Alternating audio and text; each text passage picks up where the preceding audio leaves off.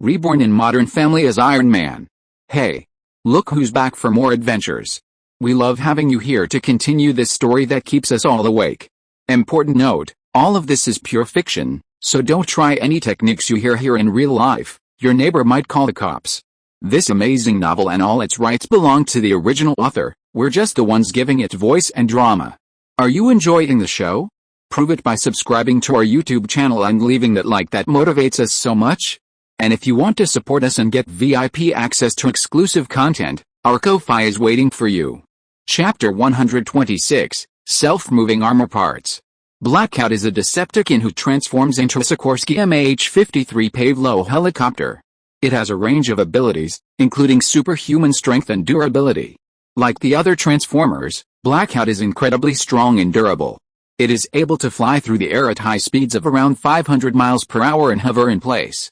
I know, only 500 miles per hour? As a helicopter? I thought as I let out a little laugh. My car goes almost as fast as that, I thought as I burst out laughing. But soon, when I was done with that, I got back to trying to remember everything about it through the movie.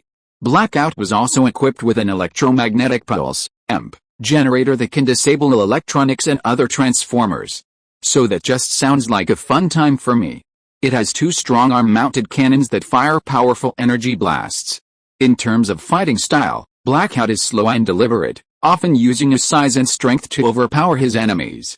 He is also highly skilled with his arm-mounted cannons and can use his EMP generator to disable his opponent's weapons and equipment. Although Blackout can be defeated due to its slow speeds, the same can't be said about the next one, Starscream.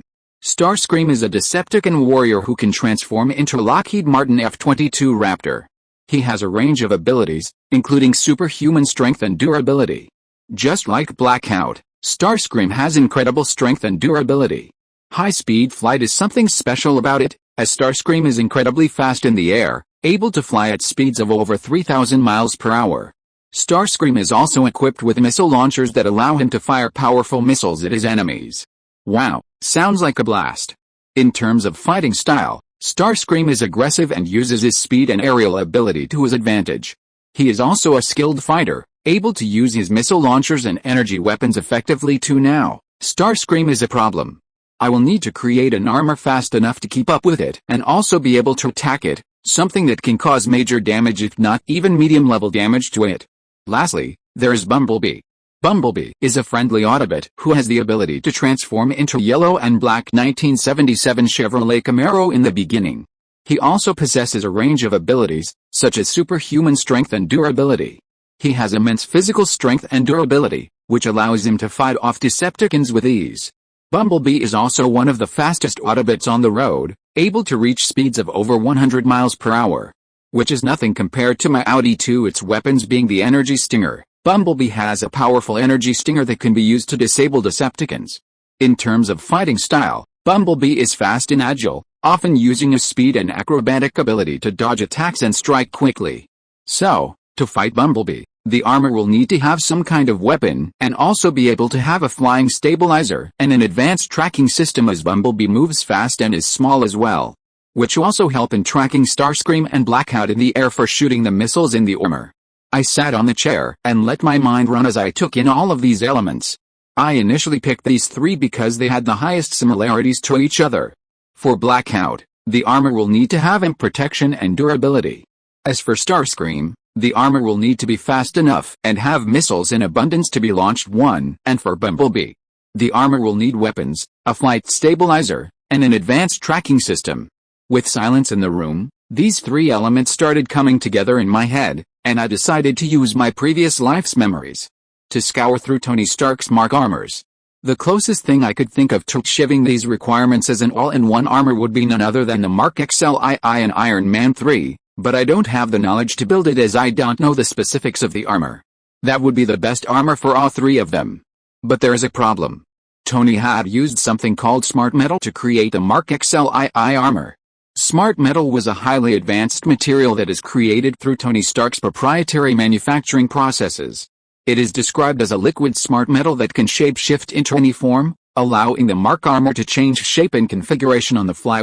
The smart metal is controlled by an advanced AI system that allows Tony to control the armor with his thoughts and movements. The exact details of how smart metal is created and how it functions were not specified in the films.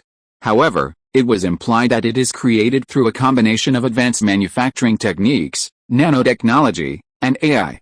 The metal itself was highly durable and could withstand extreme temperatures and impacts, making it ideal for use in armor and other high-tech applications too. And I knew the perfect metal to use that has similar properties, that could potentially be better than the metal Tony Stark had used, and it is the metal inside the frequency pulsar machine. The metal that I created still didn't really have a name, so I thought about it for a few seconds and decided to name it TRHDC1. This represented all of the materials I used to build it, and it being the first attempt. I had a small idea about nanotechnology as well, but it was sort of basic principles. I thought about it for a while before I decided to test it. I would create the different parts of the armor such as the arms, chest, helmet, etc., with nanotechnology, and I can hopefully somehow add chips during the creation of each part of the metal part for the armor with pistons, cameras, and even thrusters and such, so that each part can move on its own. And of course, a pattern as to how it should all be assembled, so the armor part would know where to go and what to connect. I felt that this would be viable as I could make the chips and all the other small, tiny parts using the TRHDC1. I didn't want the actual chip to take much space or weight in the armor, so I would need to make it small. As for the pistols, cameras and thrusters, they would be connected to the chip. And then add that into the part of TRHDC1 armor. I didn't know how Tony had created his nanotechnology, but this is what I was going to do. But I would change the properties a bit of the metal to make it much lighter, and hopefully that wouldn't be much of a problem. Chapter 127, The Armor. I moved my hands, waved it at the screen, and opened a new project. I began to create the main technology behind my movable armor parts. It was difficult, to say the least. It was hard to create them and make them work, and I went through over 30 different models before I found the right one. Once I was done with that, I ran some simulations of how the process of making it would be like using JARVIS. All I had to do was enter all of the details and technical aspects, and JARVIS ran simulations of just how I could make the main processors and integrate it into the armor, and then connect all of the thrusters, camera etc. to the processor inside the TRHDC1 metal. Only so that through the processor, JARVIS will have control of how the piece of armor will move. The size of the processor was tiny, less than 1 cm, and the actual machines required to build something this small would also be something that would take time to acquire. JARVIS ran a lot of simulations, reaching into the hundreds before JARVIS figured out the way to perfectly add the main processor to the bit of TRHDC1 metal to create without destroying it in the process, or losing the integrity of the TRHDC1 metal piece. I moved myself back from the table on the rolling chair as I spun around and let my mind relax a bit. JARVIS, can you order all of the materials I said before I began listing a long list of materials and machines, some much harder to find than others in large amounts. On it, sir, JARVIS reliably said as its voice went quiet for a few seconds before it spoke again. Sir, the time for delivery of all these materials and machines will take 2 days, JARVIS said. With a sigh, I spoke. Can you increase the time? I asked, feeling annoyed, but JARVIS quickly responded back, unfortunately, sir, it will take that long to gather all of these materials and machines and then deliver them here. Although I felt annoyed, I understood that it was only fair that it would take some amount of time, I thought as I glanced over at the time, and my eyes widened. Over 5 hours had passed. Silently I blinked my eyes in shock for a few seconds before I recovered. I was honestly getting used to such things happening, I thought as I decided to get some food. I got into the car and left the base and soon exited the mountain ranges and got myself some food. I also took care of my basic hygiene and necessities. Soon I was on my way back to the base to start work on the armor, hoping that it would be a quicker process compared to creating nanotechnology. In less than an hour, I had made it back to the base, and I opened the project up again. In front of me appeared the 3D model of Mark 6. I was going to build a suit that had similar properties to the Mark XLII, but I was going to do it my way, and it was going to be the first armor I created by myself. And hopefully not the last. I thought as I felt my mood drop a little, but I quickly shook my head, ridding it of depressing thoughts, and began the work. First, I removed the outer frame of the armor and separated the internal and external parts of the Mark 6 armor. I slowly began to edit the internal model of the Mark 6 and improved its designs, separated them into parts that could move on its own. Then I focused on improving the flight systems so that it could keep up and if not, be faster than Starscream. My goal was to make the speed reach up to Mach 4 when currently, the Mark 6 armor can only reach Mach 1 speed. I decided to implement better and improved thrusters. I upgraded them a lot, something I could not do before due to the overheating factor, but now I didn't have to worry about it as I had TRHDC1 helping all the way. I worked upon it for 2 hours minimum tweaking, experimenting, and running simulations before I believed it to finally be ready. I had brought up the flight speed to Mach 4, a little slower than Starscream. The jet that Starscream used could reach up to Mach 3, but I predicted that due to Starscream being the jet, Starscream could reach up to Mach 4. I also began to improve the repulsors and started working on adding repulse stabilizer technology. After that, I proceeded to improve the targeting system. I upgraded the entire armor's material structure using TRHDC1. All that lacked in the armor was a melee weapon now. But I was satisfied with what I had so far. I split all the parts of the armor into modular parts and also split the external body of armor like that one. Then I proceeded to streamline the entire armor and cut out the parts of the armor that were useless now. I added things such as EMP protectors on the surface of the armor to block any EMP blasts towards the armor. These EMP blockers were powered by the arc reactor and were hidden within the suit, so it couldn't be damaged and encased with an added layer of titanium alloy over TRHDC1 metal for extra protection. Thanks to the metal I was using, the entire armor's strength had taken a huge upgrade and was now a lighter piece of armor due to me removing the useless parts of the armor. I also added many more sections for things such as missiles and rockets. I also created energy absorbers.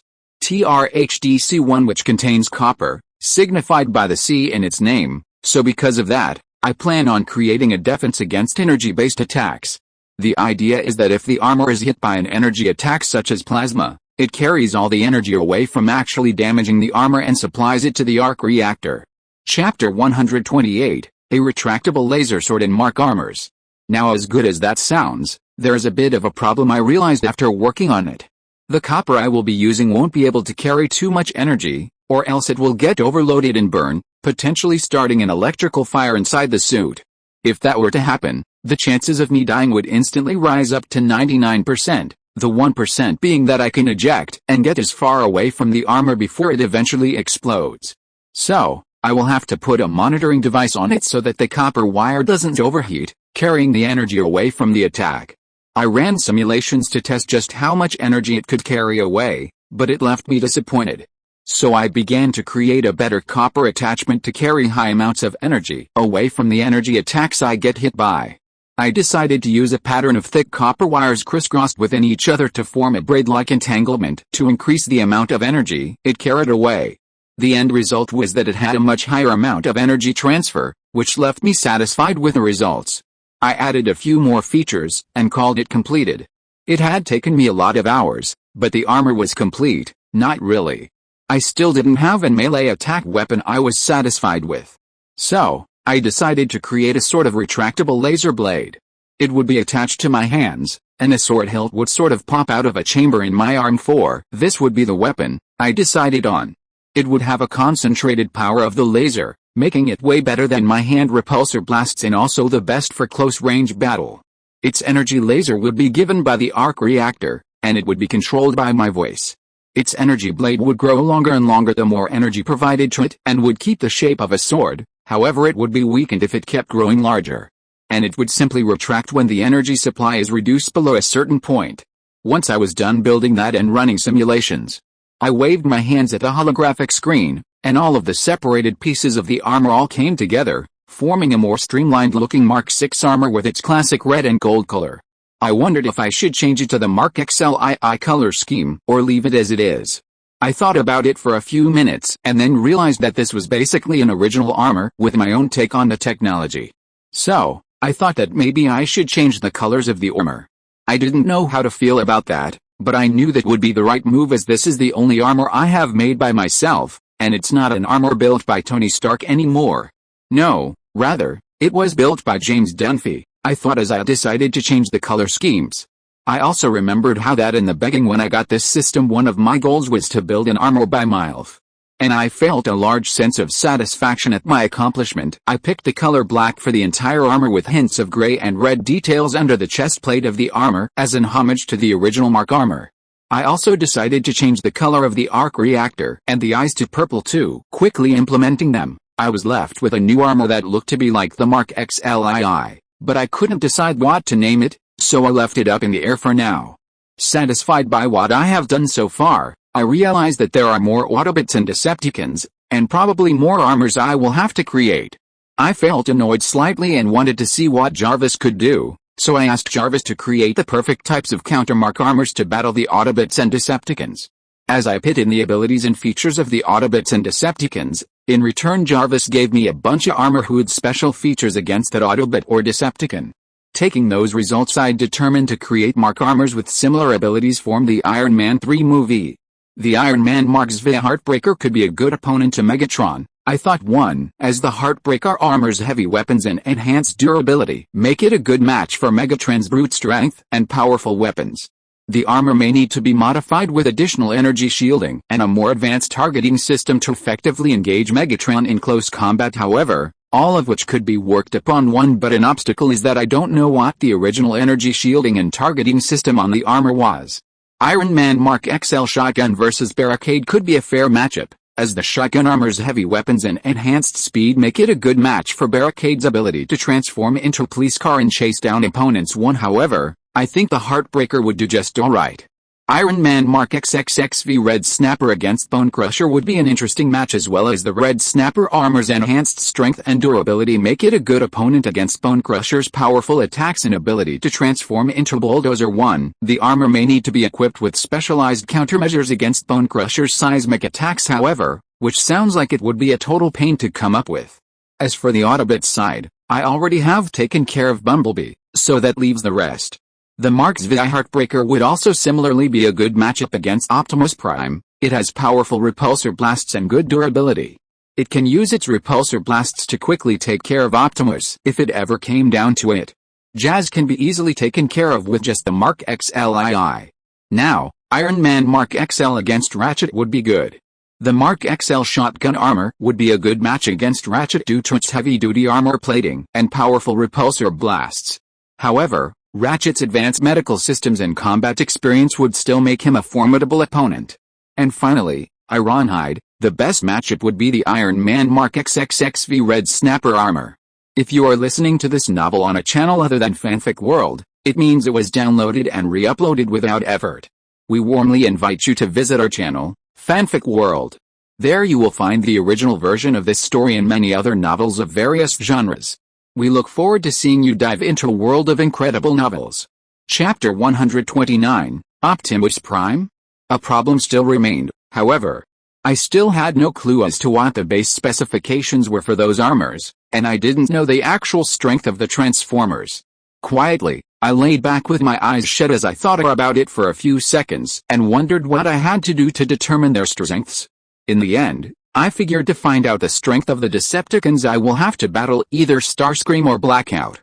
Jarvis, inform me immediately if any of the military bases in Qatar were to be attacked. Yes, sir, I will. However, could I ask why you have such a sudden interest in this? Oh, well, I know something interesting will happen soon, and I want to have a test run of my armor, I said, simply walking around the subject.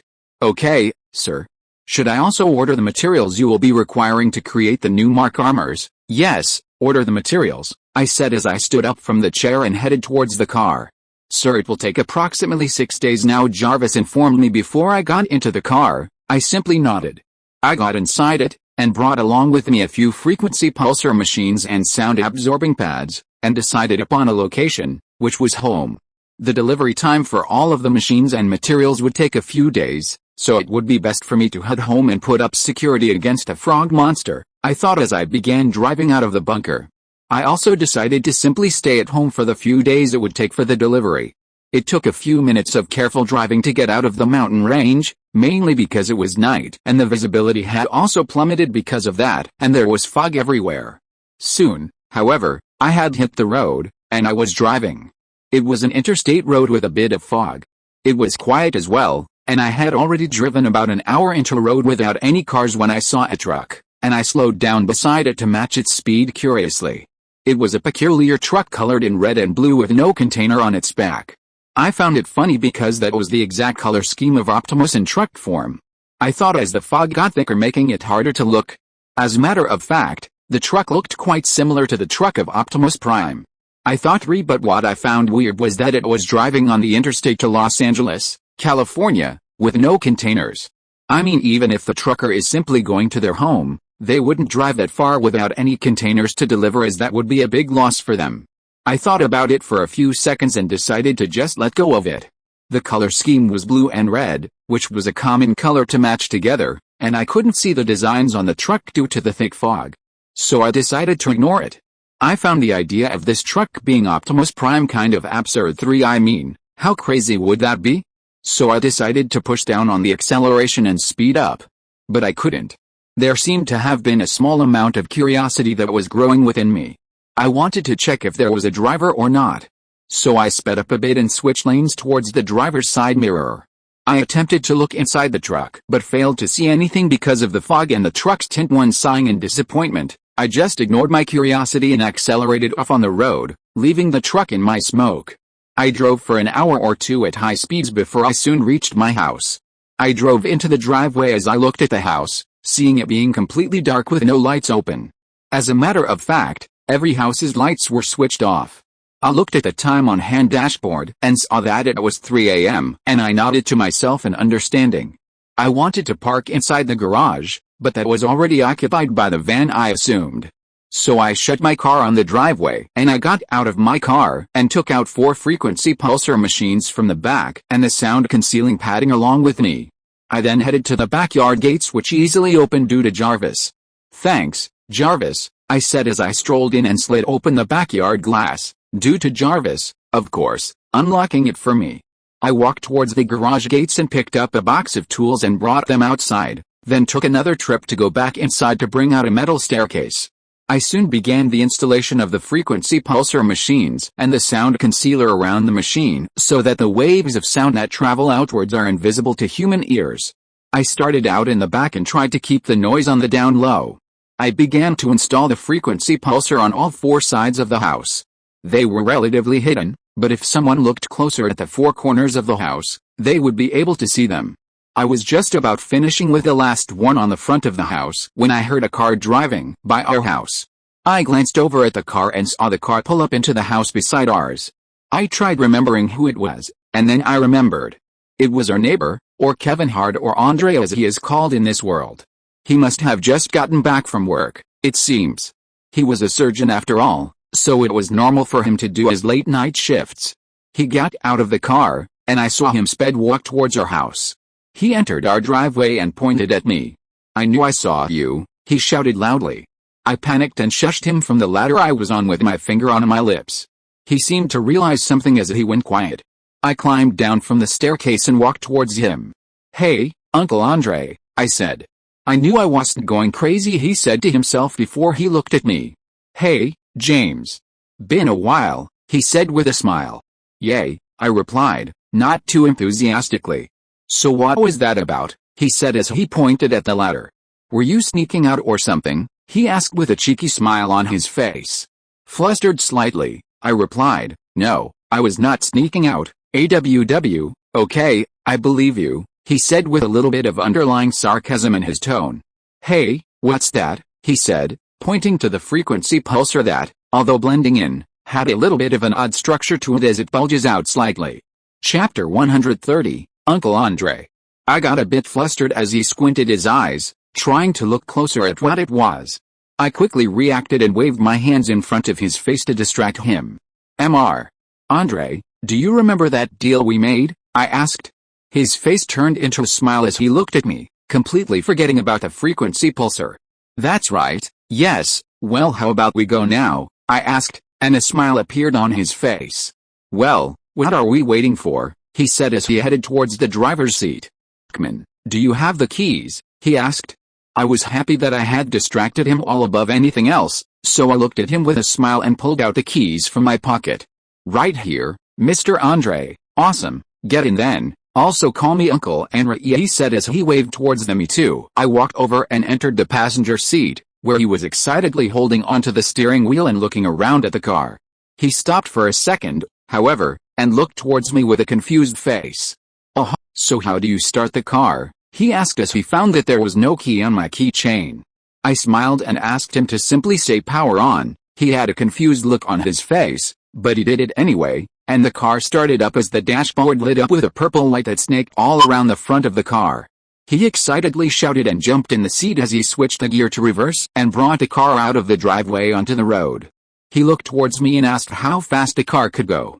With a smile, I told him that it could go pretty fast. He chuckled a bit and looked towards the road.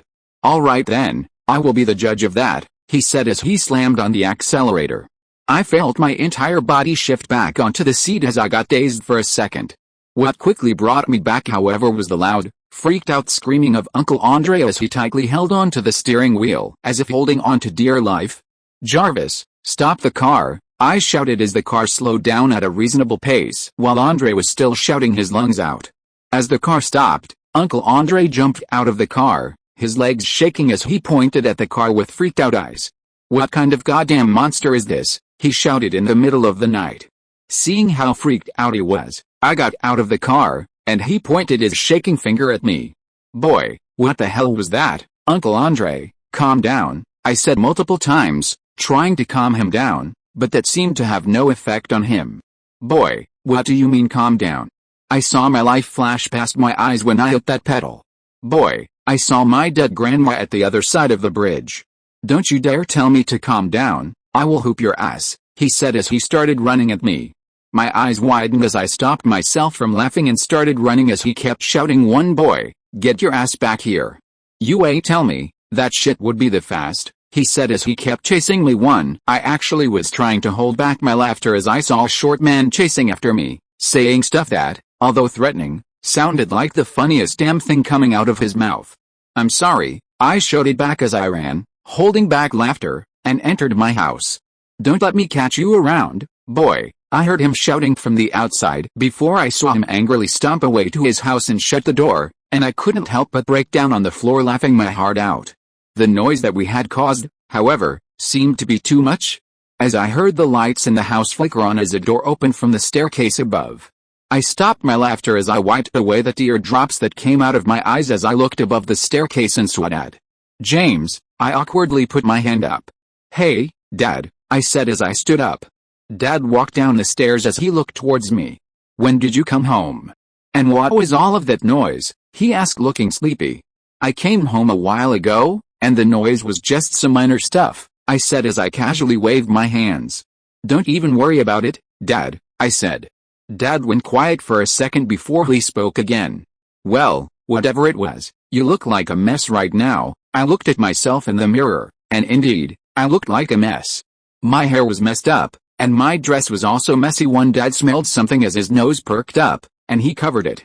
Also, take a bath, Dad savagely said as he walked back up the stairs, leaving me embarrassed.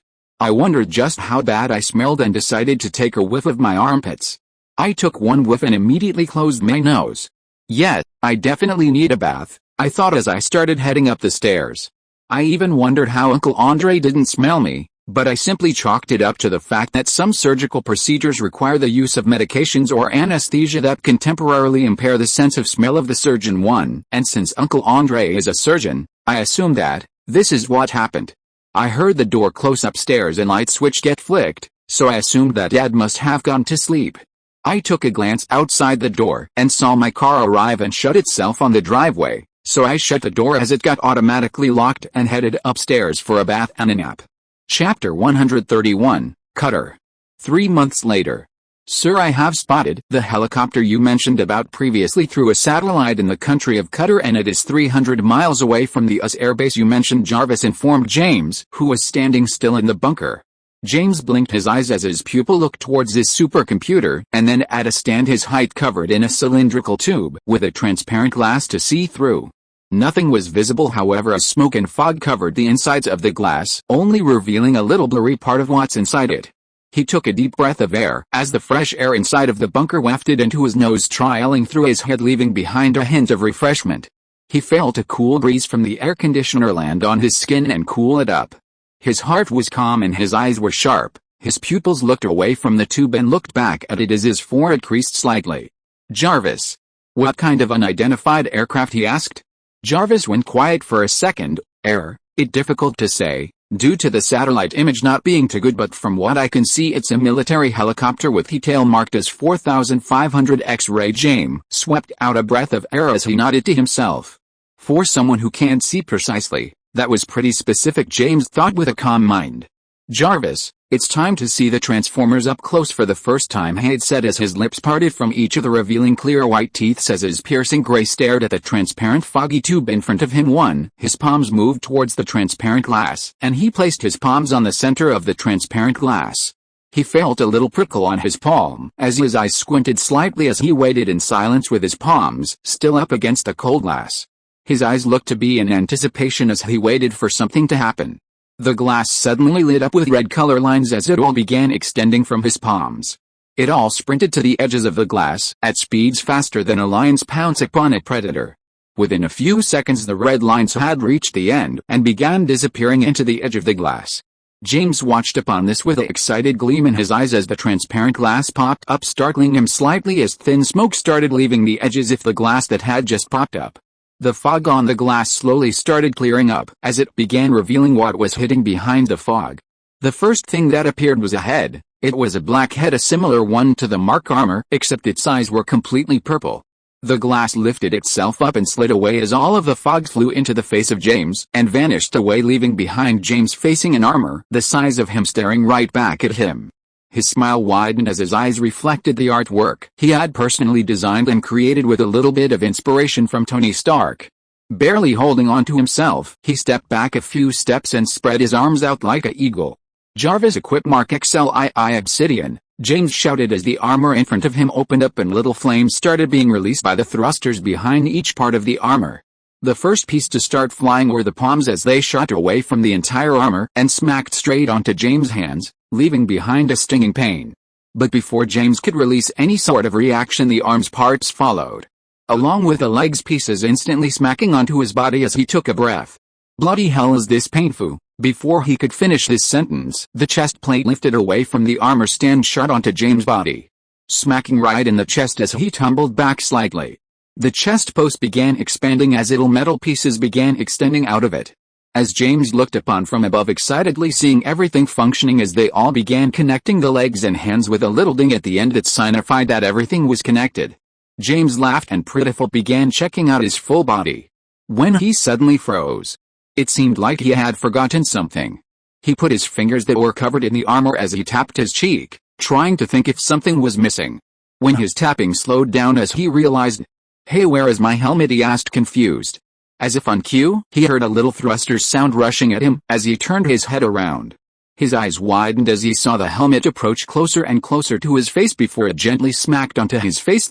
It began to connect to the chest piece covering his neck and head as he still railed from the pain of the helmet smacking his face and connected with the body. Inside the armor, James paused. I took a deep breath as my eyes widened and heart raced. Everything was dark around except the two holes in front of me that let light travel into my eyes, enabling my vision. I took a deep breath and cracked my neck. "Jarvis, activate," I shouted. For a few seconds nothing happened. For some reason, confused, I looked around wondering what the hell was going on here.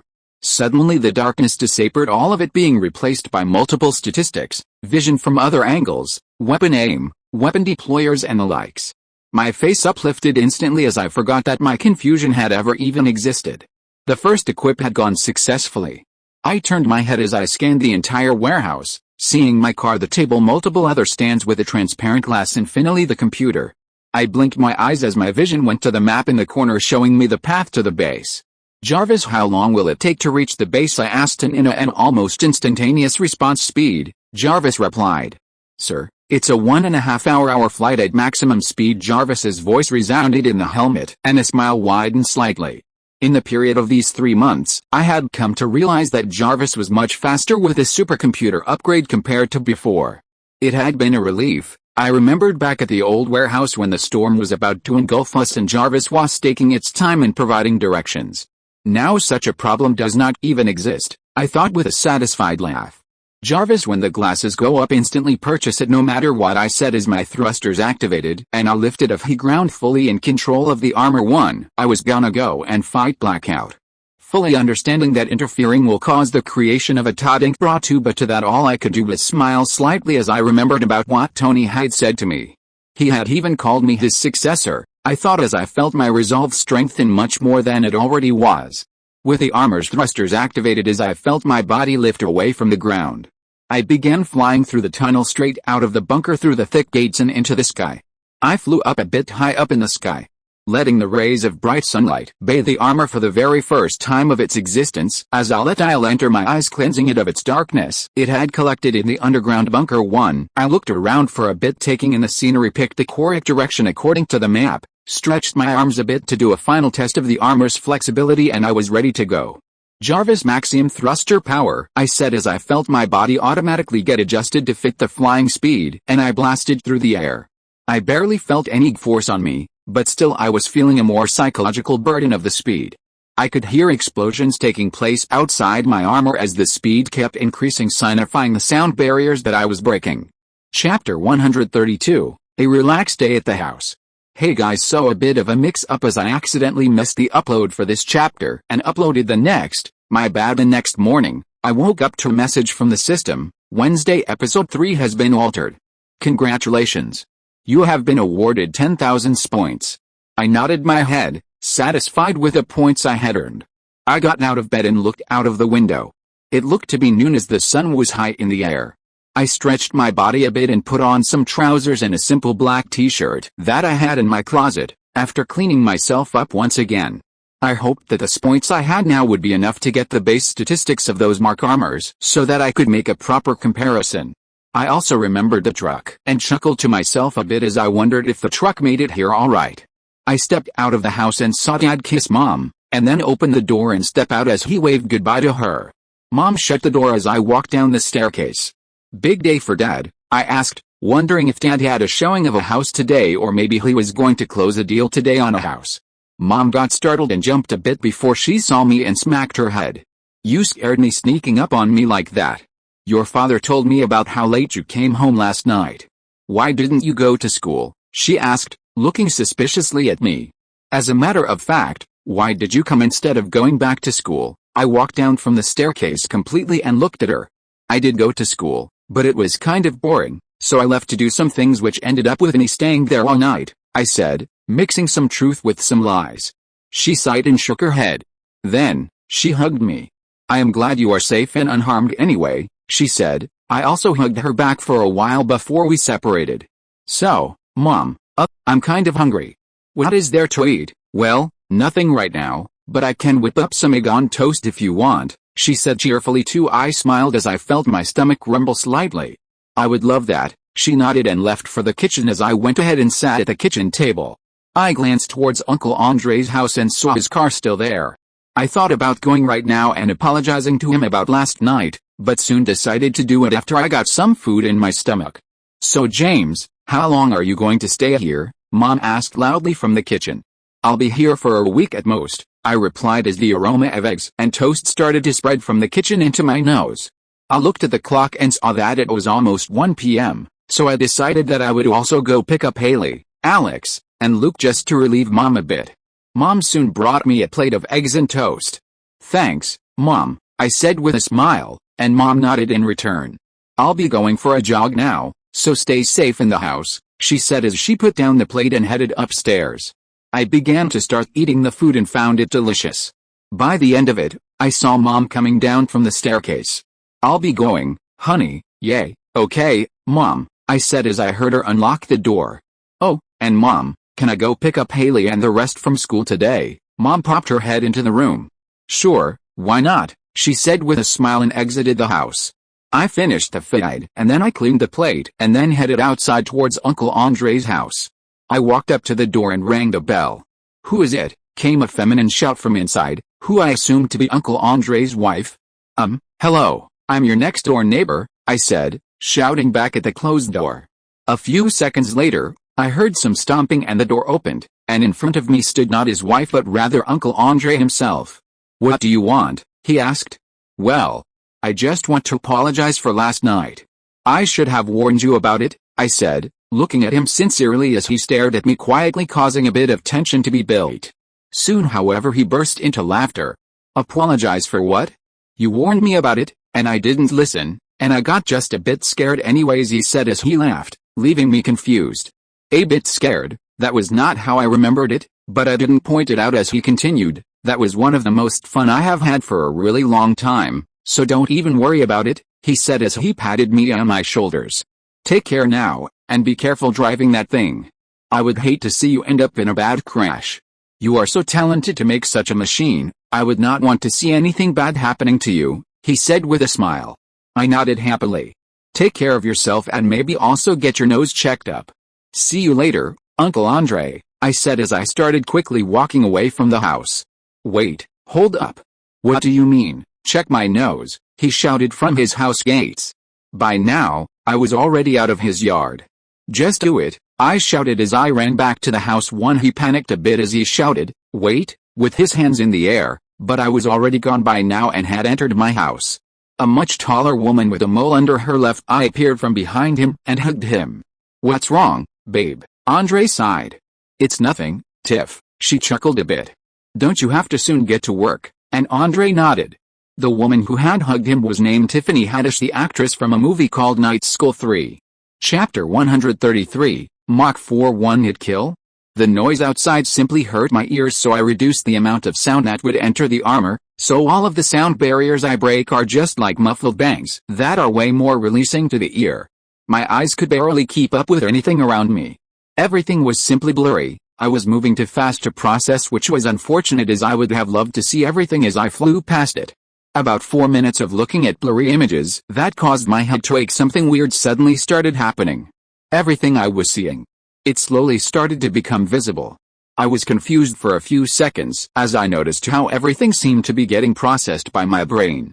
I grinned slightly as I passed everything at speed unimaginable to a human, yet I am still able to process everything. I guess it's thanks to my high IQ, I thought as my grin widened as everything became more clearer and seemed to slow down, as if I was watching it happen at a normal pace. I watched in silence as I flew past mountains, forest, canyons, barren lands and extremely populated lands. Everywhere I flew I left behind extremely strong winds that could potentially kill humans and destroy buildings if I flew close to them. So I flew high up in the air as I watched the clouds around me constantly being ripped apart, broken and scattered far away from me. Within just another 10 minutes of flying at Mach 4, 4 times the speed of sound, I could see the wide expanses of the Atlantic Ocean from high up. For just a split second I saw the beach and the people all happily enjoying their day, playing in the waters, lines in the fast food places and kids happily laughing, for just a split second before I flew past the end of the beach range. Though to me it felt as if I was seeing it happen in normal speed.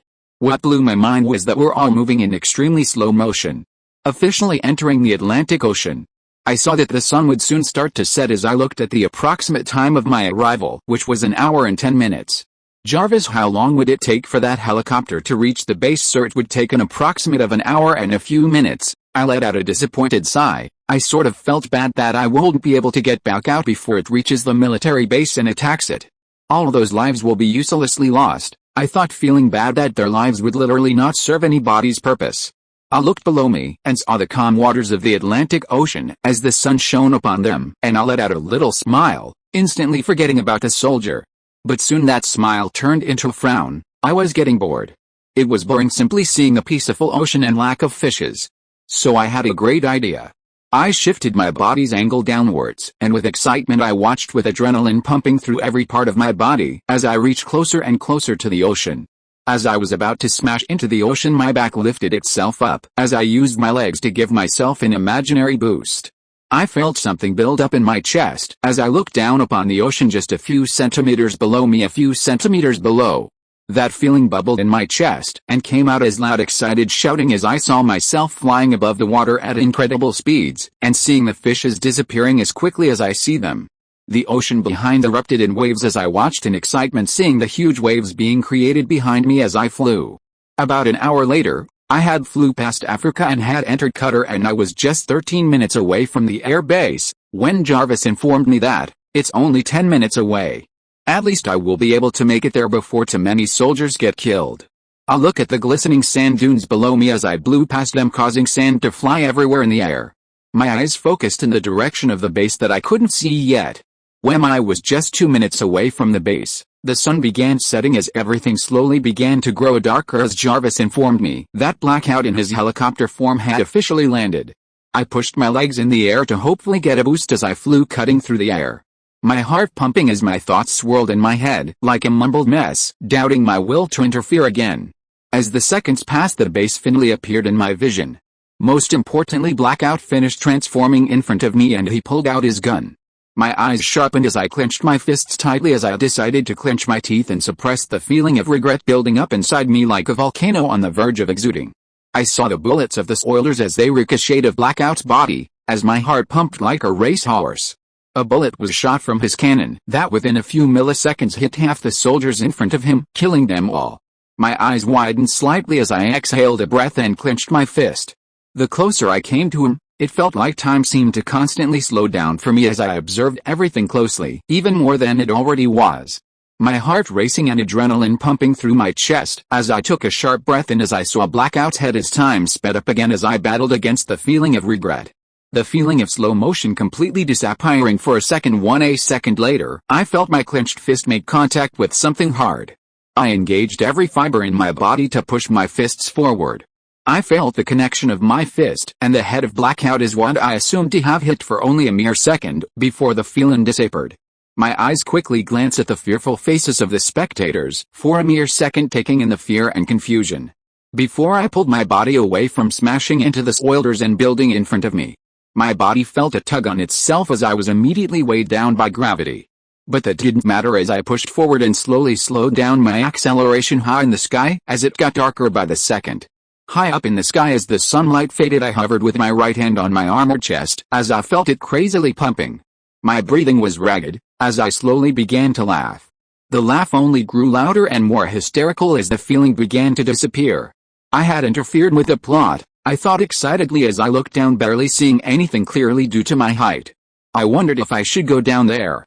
I wondered what happened to Blackout. It felt like I had just inserted his head there, if it was even its head.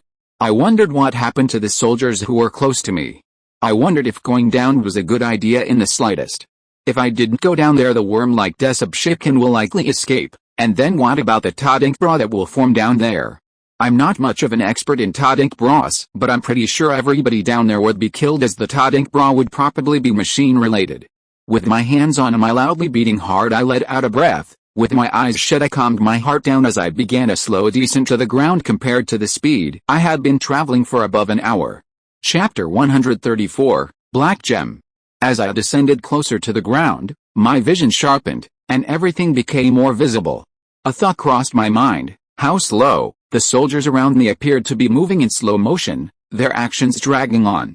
I realized that my eyes hadn't adjusted to their speed, the normal human pace. After experiencing speeds like Mach 4, everything now seemed to be crawling, including myself. I yawned, bored by the sluggishness. Instead of rushing or speeding up, I allowed my eyes to adapt gradually to the normal human speed. Looking around the military base, I witnessed helicopters engulfed in flames and soldiers lying lifeless on the ground. Some had their bodies partially vaporized, with blood seeping onto the red-stained earth. Fear was etched in the eyes of the remaining soldiers as they clung tightly to their guns. Blackout, sprawled out on the ground, caught my attention. Half of its body had crashed into the base, shrouded in black smoke and the embers of fire. I glanced at Blackout and realized its head was missing. The force of my blow must have ripped its head off. Curiosity piqued, I wanted to search for Blackout's head, but my attention was drawn back to its body as I noticed movement. Scorponok, a minor Decepticon, emerged from Blackout's back and transformed into a scorpion, performing a mid-air somersault.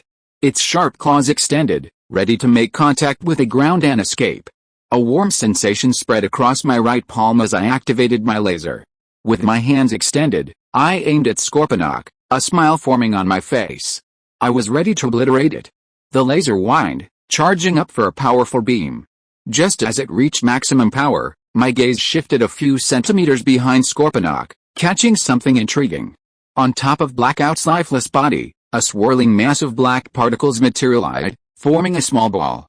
It resembled black electricity swirling in a circular motion.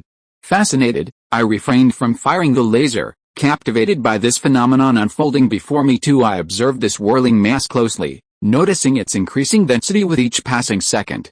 My vision adjusted to normal human speed as the swirling intensified and grew larger. I pondered if this was the process that occurred before the creation of atomic bra, the clashing of supernatural particles. In a split second, I made a decision to shoot the fully charged laser at the black circular mass. A slight ache throbbed in my chest, reminding me of the kind of being about to be created, an immortal entity. Clenching my teeth, I watched the black particles completely envelop blackout, condensing rapidly into a solidified black crystal. Confusion filled my mind, but I didn't let that stop me.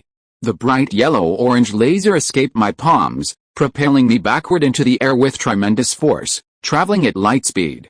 The impact felt like being hit by a truck, causing dizziness and disorientation as the little thrusters behind me blasted to stabilize my body. I watched intently as the laser approached the black crystal. The explosion of light was blinding, drowning out the surrounding brightness. The soldiers nearby instinctively covered their eyes, their screams mingling with the chaos. The blast resonated in my ears, piercing through my noise reduction system, causing sharp pain. My vision blurred momentarily, but as the noise subsided, I regained my senses and witnessed the expanding black explosion. Those unfortunate enough to be close to the blast lost their lives instantly, their bodies turning into lifeless husks upon contact. Even from a distance, the soldiers suffered, their ears bleeding profusely as they desperately covered them. I stared in awe at the aftermath of the explosion, observing the destruction it caused. My eyes widened as I witnessed the black crystal's transformative power. Thunderous silence filled the air for a moment, interrupted only by the deafening noise of thunder above. I looked up, pupils dilated, and for a brief second, I saw thousands of thunderbolts descending toward me. The next instant, I felt a thunderbolt strike my right arm, sending electrifying sensations coursing through my veins and muscles. The pain was indescribable, as if my entire arm was being ripped to shreds by the clash of fire and lightning. I gasped for breath, the agony overwhelming my senses, but I refused to yield. The burning sensation extended throughout my arm, intensifying the torment. My body felt like it was shutting down as the pain spread. In that moment, I stopped breathing, only to be jolted back to consciousness, letting out an ear-piercing scream of agony. The pain seemed to stretch on for days, although it lasted only a few seconds. The clash between the burning and electrifying sensations ceased as abruptly as it had begun, leaving me gasping for air and my mind teetering on the edge of darkness. My body tumbled downward, hurtling toward a sand dune. My armor, however, adjusted itself, preventing any damage upon impact. However, my right arm was worse for wear, its fist slightly mangled and devoid of color. Jarvis's voice resounded inside my helmet, breaking the eerie silence. "This is truly odd and fascinating." The armor descended towards the epicenter of the explosion, where a lone black crystal remained amidst death and devastation. Without hesitation, I reached out and seized the crystal, its cool surface contrasting with the searing pain in my arm. With a burst of energy, the armor propelled itself away from the decimated military base, carrying the black crystal with me. The thunderclouds continued to unleash their fury, raining down bolts of lightning, but Jarvis skillfully maneuvered us to avoid their destructive path. Chapter 135, Curse? In the forests, there stood a lonely shack with a cart parked in front of it. The birds chirped in the air as the sun strongly shone upon the two-story shack. The smell of grass permeated the surroundings, accompanied by the fragrance of forest flowers.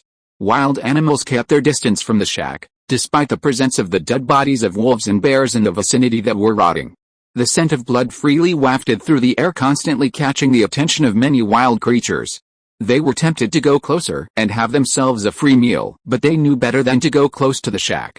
They had all seen what happened to the ones that got greedy and went close. They were instantly filled with holes and killed. Peacefully parked in front of the shack was James's Audi, a sleek black vehicle that absorbed the sunlight shone towards it. The shack featured multiple windows, and the sun's rays illuminated the interior through one large window at the center of the shack. If one were to look closer into that specific window, one would see a simple double bed and a nightstand. That was about it. One in the middle of the room, James's body lay peacefully on that bed, leaning against a back wall as he slept peacefully. With eyes pressed together shut, James's breathing changed, becoming more active. His eyes fluttered open, as the sunlight impacted his eyes and they glowed bright gray in the sunlight like gems. However, He quickly shut them again, rubbing his eyes, as he sat up on the bed in silence. Staring at the floor in a daze, his back bent in a resting position, he took a deep breath. He extended his back, feeling his toes curl and his hands stretch away from his body for a few seconds before releasing and exhaling. His eyes returned from the daze, and he looked around, feeling both well-rested and confused. "Wasn't I?" James questioned, his voice trailing off. "Yes, you had just attacked the crystal," the system's voice rang out in his head, snapping him out of his daze. James's demeanor shifted, and he looked around, his posture guarded. "Where am I?" James asked, rising to his feet cautiously as the blanket slipped away, leaving him momentarily exposed to the cold air. He looked down and instantly realized he was naked. Embarrassed, he quickly sat back on the bed, covering his lower body. "You are in your shack outside of the underground bunker. Jarvis brought you here after the events of last night in Qatar," the system replied. "Ah, so I am back home," James realized, glancing around the room that slowly began to become more familiar. His eyes widened slightly as he remembered the events of the previous night. "What happened last night?" he inquired, his mind a jumble of thoughts. "Last night, you performed an event that had never been done before. You stopped the formation of a Todink Bra, essentially killing it. You are the first person to accomplish such a feat," the system explained. "What do you mean by kill? Todink Bras are immortal, aren't they?" James's voice cracked slightly. "Yes, you killed a Todink Bra, marking you as the first being to accomplish such an event, something that was thought to be impossible," the system affirmed. James let out a small chuckle as his body fell onto the bed, his eyes fixed on the ceiling in disbelief. "For such an extraordinary event, the system has decided to award you unlimited access to any type of question," the system declared. A wide smile spread across James's face as his heart raced. Just as he was about to ask the questions he had been longing to know, the system interjected. "Before you ask, there are a few questions exempt from this benefit, such as inquiries about Tony Stark and the events of your birth," the system clarified. His smile instantly faded, replaced by a stab of disappointment in his heart. "How the hell is that unlimited access, huh?" James shouted in anger. The system remained silent until James's anger subsided. He closed his eyes for a moment, then quickly opened them again. "System, what was that burning sensation in my arms and that lightning? I was about to inform you about that before your outrage. So, if you have calmed down, may I continue?" the system asked. James sighed quietly and nodded. "There was a side effect to killing the Todink Bra. Since you killed it before it fully formed, the disruption of the supernatural particles clash triggered a natural response by the world.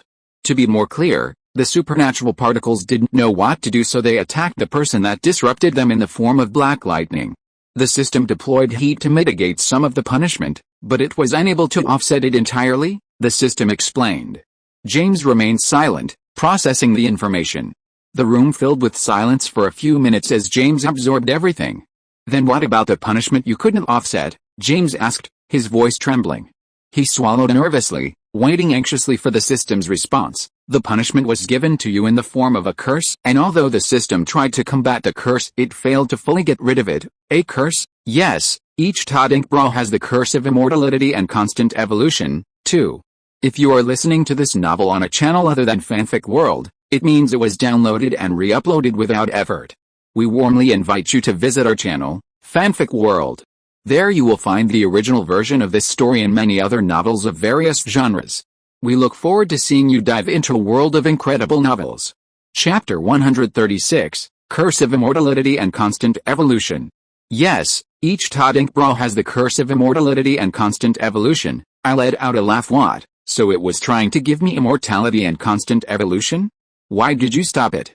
"I would happily take this curse. I managed to stop a part of it, and if it didn't, you would lose your human form and transform into a monster. Does that sound like a good deal to you?" I went silent for a few seconds, stunned, before I exhaled a sigh of relief. "Well, I know you don't have bad intentions," I said with an awkward chuckle as I awkwardly looked around the room. I didn't get a response from the system, however. With another sigh releasing my emotions, I fell back on the bed as I felt my back hit the soft mattress that caused a squeak to resound through the room. "I'm sorry." "Okay," I said, sincerely regretting what I had said. A thought crossed across my mind. The system had said that it had managed to stop only a part of the curse. I looked at my body, which was perfectly normal. I looked at my left hand, which was also perfectly normal, and I wondered what the system hadn't managed to stop. I was clearly not a monster yet, so I held a bit of hope that maybe I would get something like constant evolution or immortality. I would be happy even if it was quasi-immortality. I giggled slightly, feeling a surge of excitement and anticipation as I quickly asked the system the question that was on my mind. So what part of the cursed E? None of the two the system mentioned. Damn. I didn't even get to finish what I was saying. The question you were about to ask was predictable. Okay. Then what did I get? You got the identity of a Tadink bra. If you would take a look at your right arm, there are black veins that are spread throughout your arm, starting from your shoulders reaching all the way down to your hand. My mind froze for a second and failed to understand what the system said identity of a Tadink bra. What was that even supposed to mean? I wondered if the system was doing something like pulling my leg, but that wouldn't make sense. I felt my focus shift towards my arm, but I didn't look at it. The system had said black veins, but I remember I didn't see such a thing when I looked at my body a few seconds ago. Instantly I remembered I didn't check my right arm. My eyes twitched slightly and my head slowly moved as my arms came in my line of sight. A loud gasp escaped my lips. Wide-eyed I stared at my arms that were covered black lines going down from my sleeve, making my hand, which had the most veins, look like black lines all over it. My hand swiftly moved closer to me as I stared at it with shock. Once the initial attack took place, the system's burning defense had successfully defended against it, but when you fainted, Jarvis took control of the armor, flew down into the destroyed army base, and picked up the black gem. Initially nothing happened, but as Jarvis began to fly away from Cutter, in mid-flight the gem burned through the armor and entered your skin and began dissolving within your arm, something Jarvis failed to notice in the begging. When Jarvis noticed it, it tried to throw the gem away but failed due to gem being stuck to the armor and very quickly burning through, piercing your skin. The system tried to fight it again, but this time only managed to eliminate a part of it. You were not conscious through all this, so you didn't feel anything. No words came out. I was still trying to process what I was hearing. In silence of the cabin I moved my hands away and calmly asked the system a question. What does this mean for me, and what was that black gem? A feeling of a boulder sat in my chest as I felt no sudden emotion other than calmness. That black gem is the amalgamation of the disrupted supernatural particles forming a physical object that would grow into Tadink bra. When you shot it, the process was disrupted and the reaction was the explosion. Okay, but you still haven't responded to what I asked. Since you now have the identity of a Tadink bra, you can now use the arm where particles of dead Tadink bra are floating and pumping through it freely to actually harm Tadink bras and kill them. My eyes widened as it felt like a bomb just got dropped on my ears. What? I shouted at the top of my lungs as shock filled me. I looked down at my arm in complete shock. Yes, indeed, you can now officially kill Titan bras only utilizing your arm, not through a sword or armor. My shock slowly began receding as I was left to face the reality of it all. Without the armor I don't really have any strength, but I didn't let that deter me. I after all had a project that I was sitting on for so long, and it felt like it was time to bring it out of the dust. It was time for me to finally revisit the project that had been just sitting there due to me getting really busy with the whole Tadink bra, government and Transformers situation.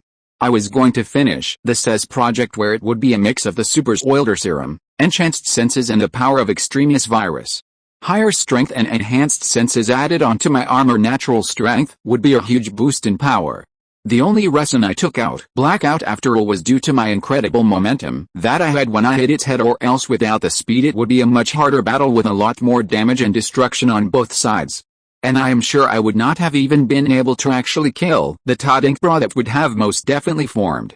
But now I will truly have a way to kill a Tadink bra. Chapter 137, Megatron's Location. I gracefully rose from the bed, the blanket draped around my body like a flowing garment. Jarvis, have you purchased the glasses yet? I inquired as I made my way towards the bathroom, preparing for the day ahead. Yes, sir. They were acquired for approximately $500 last night upon their upload, Jarvis responded promptly. Satisfied with his answer, I nodded in acknowledgement. Jarvis, could you please provide me with Sam Witwicky's current location? I queried, my footsteps leading me towards the running bathwater. Sir, he is currently halfway through his school day, Jarvis informed me. Lost in my thoughts, I hummed softly to myself as I turned on the tap, allowing the water to cascade into the bath, ready to cleanse away the grime and sweat accumulated during my time within the armor. After 10 minutes, I emerged from the bath, feeling refreshed and rejuvenated. I made my way to the temporary closet, where an assortment of clothes and my school uniform awaited me. Rummaging through the garments, I finally laid my hands on the black pants and white shirt that I had personally tailored when I had taken government an abundance of funds from them. I recalled sending the money back eventually, choosing instead to receive money from criminals' bank accounts. That was much easier on my conscience. Donning the black pants and shirt, I slipped on a pair of formal black shoes, completing my ensemble. Feeling invigorated and smelling delightful, I stepped out of the shack into the radiant sunlight, taking a deep breath of the crisp, fresh air. I had every reason to be content.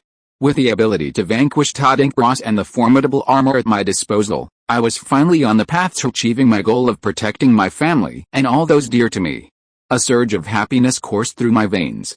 Sitting inside the car, I ignited the engine with a gratifying "Reverend Sir, here is the report detailing everything that transpired after you fainted," Jarvis informed me. I offered a slight smile, attentively listening as Jarvis recounted the events that unfolded once it retrieved the armor. It explained its unsuccessful attempts to stop the black gem and about the black veins on my arm and its uncertainty regarding any potential harm they might pose. "Jarvis, it's all right. Rather than a detriment, this is actually a benefit," I assured Jarvis, sensing his confusion. "Sir, I don't understand," Jarvis replied, seeking clarification. "It's fine, Jarvis. Don't worry about it," I responded, realizing that explaining the situation to Jarvis would be futile, as its analytical capabilities couldn't encompass the complexities involved. "Jarvis, how is the armor's healing progressing?" I inquired, shifting our focus to a different matter. "Sir, the armor has undergone a cleaning process involving freezing within the specialized tube that you had designed, and the damaged parts are currently being repaired," Jarvis informed me. By this point, I had exited the forest and reached the interstate. Taking advantage of the clear road, I directed Jarvis, "Begin preliminary research on the SES project.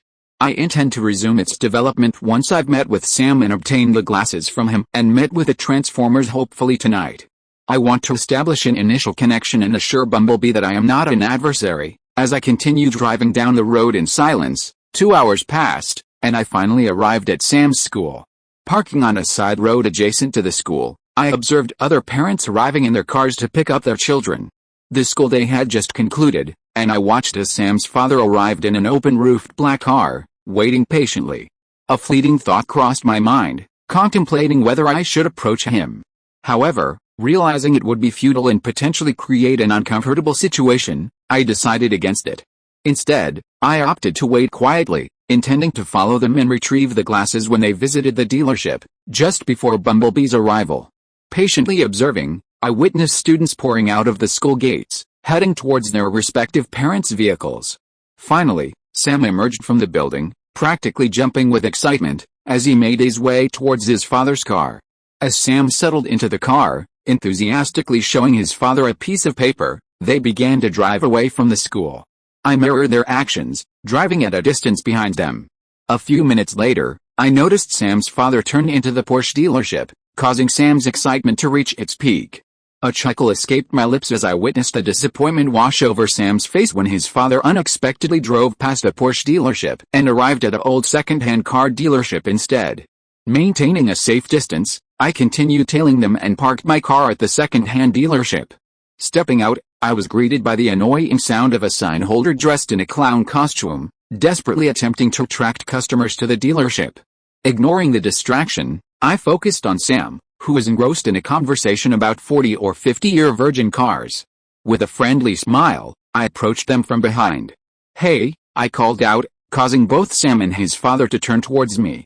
Startled, Sam blurted out, "What?" before realizing his response was unwarranted, shifting to surprise upon seeing me.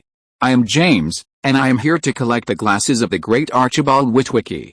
I believe you are the one selling them on eBay, correct?" I introduced myself, watching as Sam's expression transformed from astonishment to curiosity. "Yes, that was me."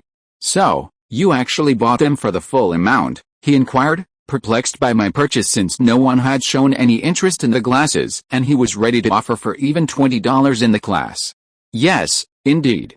I am here to collect them," I affirmed, my smile unwavering. Sam retrieved the glasses from his backpack and extended them towards me. I observed the glasses as the sunlight streamed through the lenses, illuminating the markings indicating Megatron's location. Chapter 138, Acquisition of the Glasses. I reached out to take the glasses, my anticipation building, but just as my fingers were about to grasp them, Sam's father blocked my reach. My eyebrows furrowed slightly in annoyance as I glanced at him. "Sam, how dare you sell your great-great-grandfather's glasses like this?" His expression transformed into anger as he glared at Sam. Sam flinched back, his voice stammering. "Dad, it doesn't matter. We don't have any use for it." Frustration and anger replaced the earlier excitement on his face. I withdrew my hands slightly, realizing they were being ignored. I decided to observe both the father and son while also scanning the surroundings for any sign of Bumblebee. The scorching heat made it difficult to see into the distance, where a mirage seemed to stretch across the road. The air felt hazy and hard to discern, but amidst the blur, I spotted a yellow car emerging from the horizon. Unsure if it was Bumblebee, I refocused on the father and son, who were now engaged in a heated argument. Wanting to expedite matters, I stepped forward, ready to increase the price. However, the father interrupted me with a questioning look. "How much did he sell it for?" $500, I replied, being direct and straightforward. He lowered his head, seemingly lost in thought, and then shook his head as if coming to a decision. "500 is too little. This is an antique that belonged to a man my great-grandfather. It witnessed the initial exploration of the Arctic Circle. These glasses were said to have seen a giant alien in the Arctic. I cannot sell them to you for only 500, he spoke matter-of-factly, while I stared at him, dumbfounded. I couldn't help but wonder if his anger towards his son had all been a ploy to raise the price. His personality in the movies did depict him as a sneaky salesperson. Annoyance washed over me as I realized his intention to inflate the price. I also recalled that during our previous conversation about the full price, he had seemed thoughtful. I looked at him in silence for a few seconds before bursting into laughter. "Fine, how much do you want for them?" Money was of little concern to me, considering my virtually infinite resources. Confusion flashed across his face for a moment. His eyes briefly glanced at my car before returning to me, and he stated his price. 2,000. I gave him a slight smile, then shifted my gaze back to the road, where the yellow car was now much closer. "Okay, I will transfer the money to your bank account right about." I paused, waiting for the perfect timing, and a moment later, his phone emitted a familiar ding. "Now," I declared, knowing that Jarvis had completed the transaction and the sound was the notification confirming the transfer. Perplexed, he retrieved his phone, and in that instant, I swiftly snatched the glasses from Sam's hand, aware that Bumblebee was rapidly approaching. "Hey," Sam protested, reacting to my quick action. He started marching towards me, but his father swiftly moved his hands in front of Sam, halting his advance. "Dad, he stole the glasses," Sam shouted, his anger evident, but his father remained silent, directing his gaze towards me. "It was good doing business with you," he said, glancing briefly at Sam before showing him his phone. Sam stared at the screen, confusion clouding his face. "That could be for something else, Dad." At that moment, another ding resonated from his phone, signaling the arrival of another notification. I wasn't aware of the content this time, but the doubts on their faces vanished, indicating that it must have been a message from Jarvis. Silently, I tucked the glasses into my pocket, knowing Bumblebee had pulled up alongside an older model Chevy in the car sales lot. "It was good doing business with you," I repeated, as the owner of the dealership approached. Choosing to ignore him, I walked toward Bumblebee. Leaning over, I gazed into the car's headlights as if they were Bumblebee's eyes, offering a smile as I spoke. "Hello, Bumblebee." There was a brief moment of silence, with no response from the Autobot. "I just want to assure you that I am not an enemy," I continued, beginning to turn around. Sam and his father, accompanied by Bobby Bolivia, the dealership owner, were closing in on me. One behind me, I heard a door opening, most likely Bumblebee inviting me inside, but I decided to walk away since I had no further need for him. Passing by them, I offered a small smile and a nod, pointing them in Bumblebee's direction. "That car right there seems interesting," I said, specifically addressing Sam as I continued walking away. Leaving the scene behind, I entered my car, fully aware that the events unfolding next would involve our meeting in a few days. The ideal outcome of this movie would be capturing Megatron and other Decepticons and obtaining the Allspark, although I highly doubted I would be able to keep it for myself. I wanted to study Megatron and utilize his parts to acquire new materials and technology too. As for the Allspark, it would be exhilarating if my armor could transform into a sentient being or if my car possessed the ability to morph into a powerful vehicle too. Chapter 139, Frog is Back. I looked out of the window and saw Sam sitting inside the car looking odd at the steering wheel while his father stood outside talking to Bobby. I smiled slightly and started my car. I reversed out of the parking lot. I switched back to drive from parking as I looked through my glass and spotted a lot of sand appear on the hood of my car out of nowhere. For a second I was confused. I looked around wondering if there were any places sand was to be found, but I failed to see anywhere the sand was visible. The sand on the dash was clearly visible to the eye, and unless the wind had somehow managed to drag the sand from somewhere, there was no way sand would be here. I wondered what it could be, for I remembered the existence of a certain Todd ink bra. I froze for a minute before I looked at the screen on my car as I began typing something on the screen, asking Jarvis a question. I looked at my rearview mirror and wondered if the frog Todd ink bra will be able to interfere now that I had already disrupted the plot. Jarvis responded instantly, causing me to give a nod and hit the accelerator as my car began zooming through the street, taking sharp twists and turns before reaching the suburb area, where I drove without slowing down to Grandpa Jay's house. I noticed his neighbor taking the trash out as he looked towards my car, confused as he saw the gates of the house instantly opened up, and I drove in there, stopping the car right in front of the main door that was opened by Jarvis. I got out of the car as the sunlight hit my eyes. I squinted slightly as I walked past the hood of my car, seeing sand particles that were completely undisturbed. With a sigh, I arrived at the front door, but right before I entered I stopped and turned around. "Well?" I asked. To a knowledgeable person I might seem to have been talking to nothing, and that is exactly what the opposite door neighbor saw as I witnessed him peeking in from the front gates. With a sigh I spoke aloud again, but this time not aimed towards the Todd ink bra Jarvis close the front gates, I said as my voice lowered and my vision targeted upon the sand. "We won't want this meeting to be interrupted." I heard the gates begin closing. A few seconds later the door completely shut as I quietly waited, staring at the sand particles. I waited in silence for a while, waiting for the frog to appear, but nothing happened, causing me to wonder if I was wrong. Frog," I spoke as I began outing my own thoughts. All of a sudden I noticed a small movement of the sand. I let out a sigh of relief as I stared upon the sand that slowly began moving faster and faster, swirling in the shape of a tornado. I didn't understand how, but a small tornado on the hood of my car began turning darker and darker until it was impossible to see through the sand particles. I waited in silence, seeing all of this occurring with sweat dripping down my back, and I wondered just what kind of messed up world this is. The mini tornado on the hood of the car suddenly stopped spinning, as if frozen in time for a mere second before the sand began falling thanks to gravity back onto my hood, leaving behind the frog Todd ink bra standing alone with a bunch of sand beneath it. "Hello again, James," it said with its familiar with ear screeching cackle. "It seems you have performed an extraordinary event in the time I left you alone, huh?" the frog asked as its black beady eyes stared into me as it crackled. I refused to show any type of fear when facing against it, and boldly spoke. "Yes, I killed a Todd ink bra," I said, staring right back at the frog Todd ink bra that slowly stopped cackling, leaving behind only silence as we both stared into each other's eyes. My statement had made it abundantly clear that I am not helpless anymore and actually have the ability to protect against it and even harm it. "You broke the deal," it said. "Didn't you say you were a man of your words, James?" It spoke as its raspy voice grated my ears. I noticed the same below slowly begin to move, rising up in the air.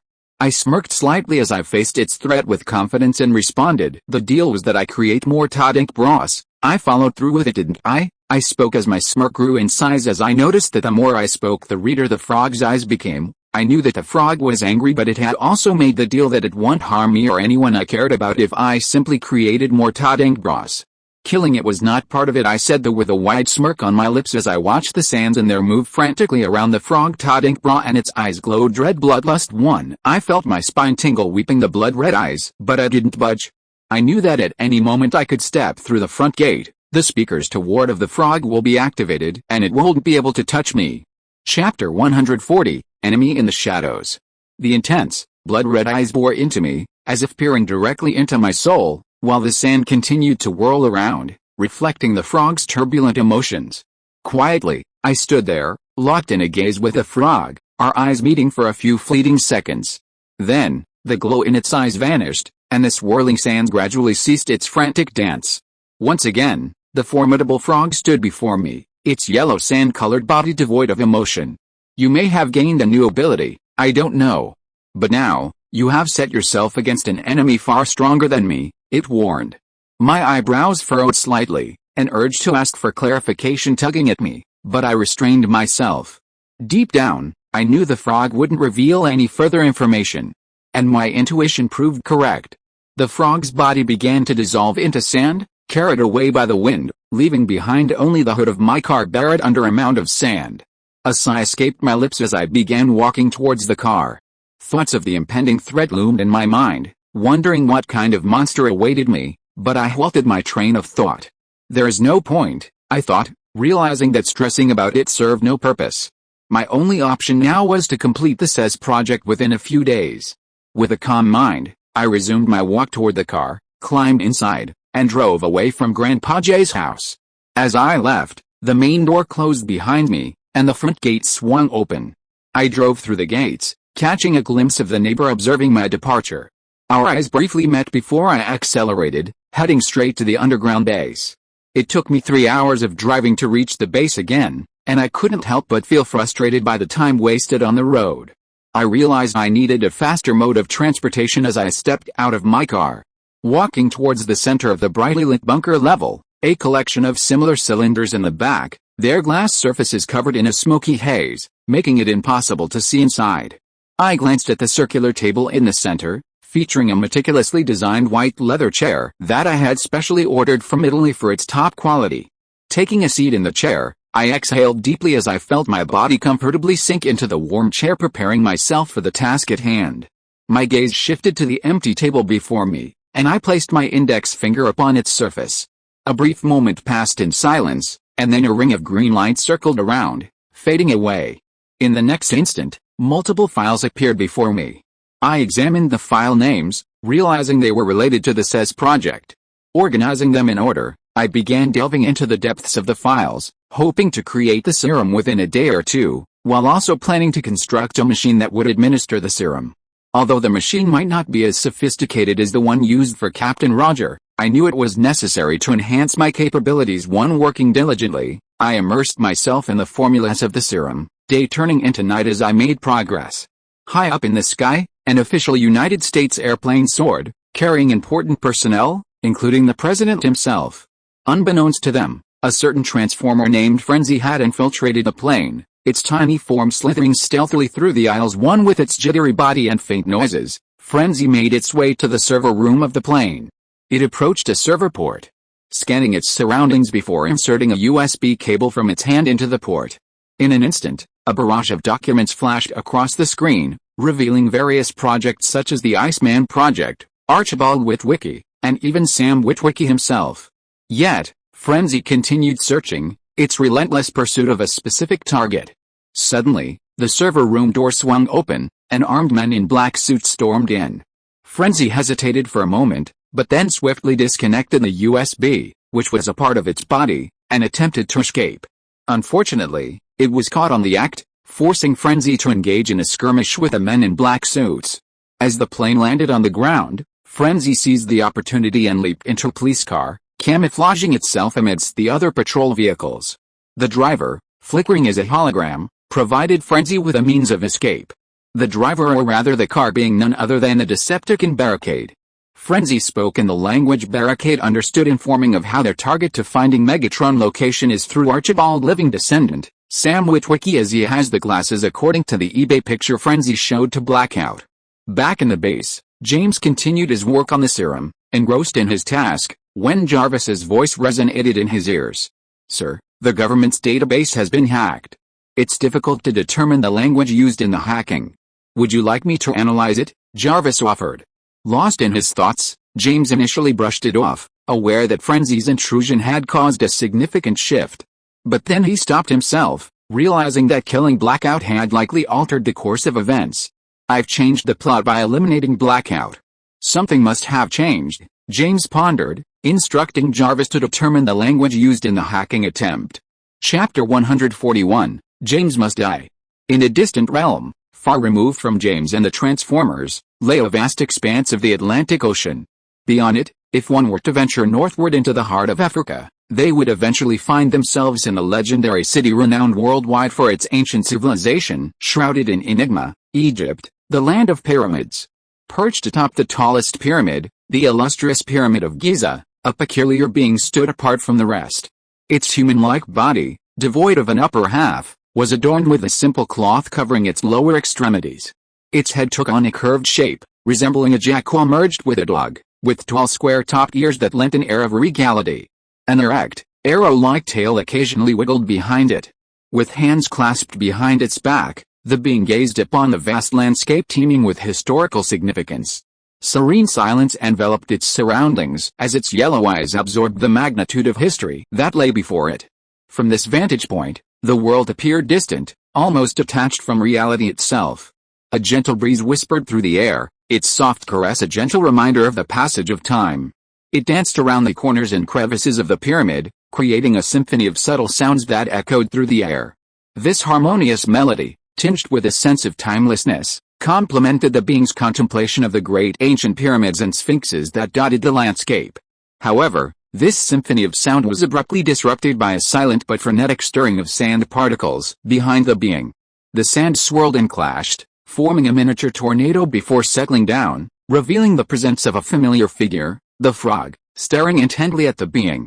In a deep, resonating voice that echoed through the surroundings, the being inquired, "Have you discovered what the boy possesses?" Its mouth barely moved, yet the words reverberated as if spoken through a powerful speaker.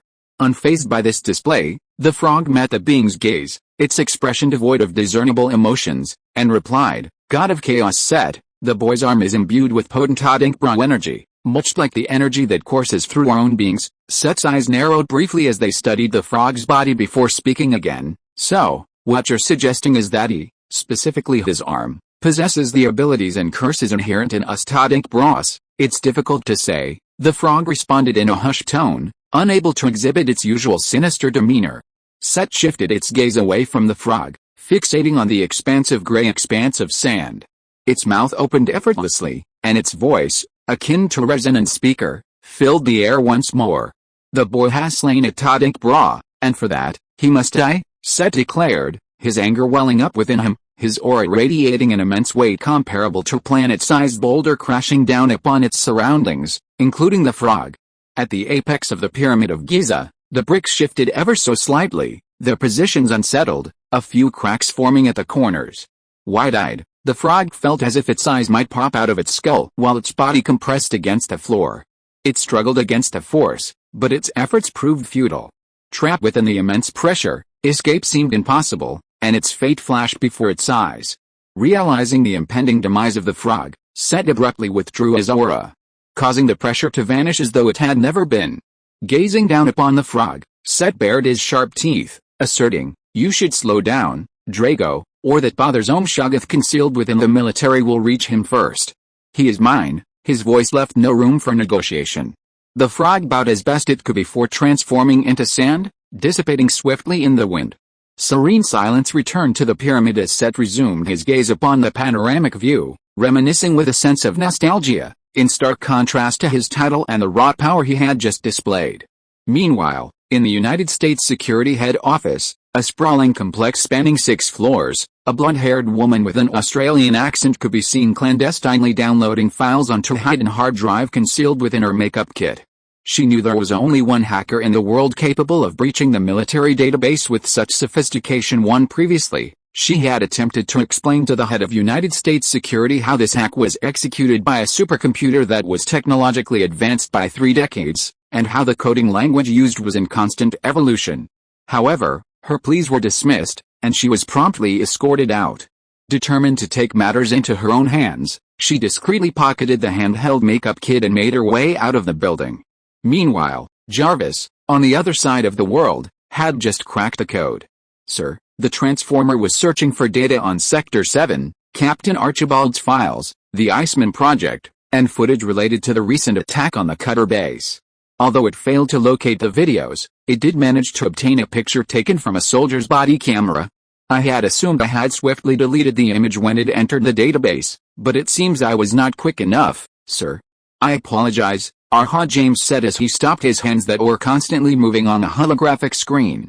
"I knew something would have changed, although it's unfortunate they know what I technically look like. They were bound to find out anyways," James thought aloud to himself. But James didn't bother giving it a second thought, as he instantly got back to designing the said serum, a mix of supers oiler and extremis. Chapter 142, Bumblebee vs. Barricade.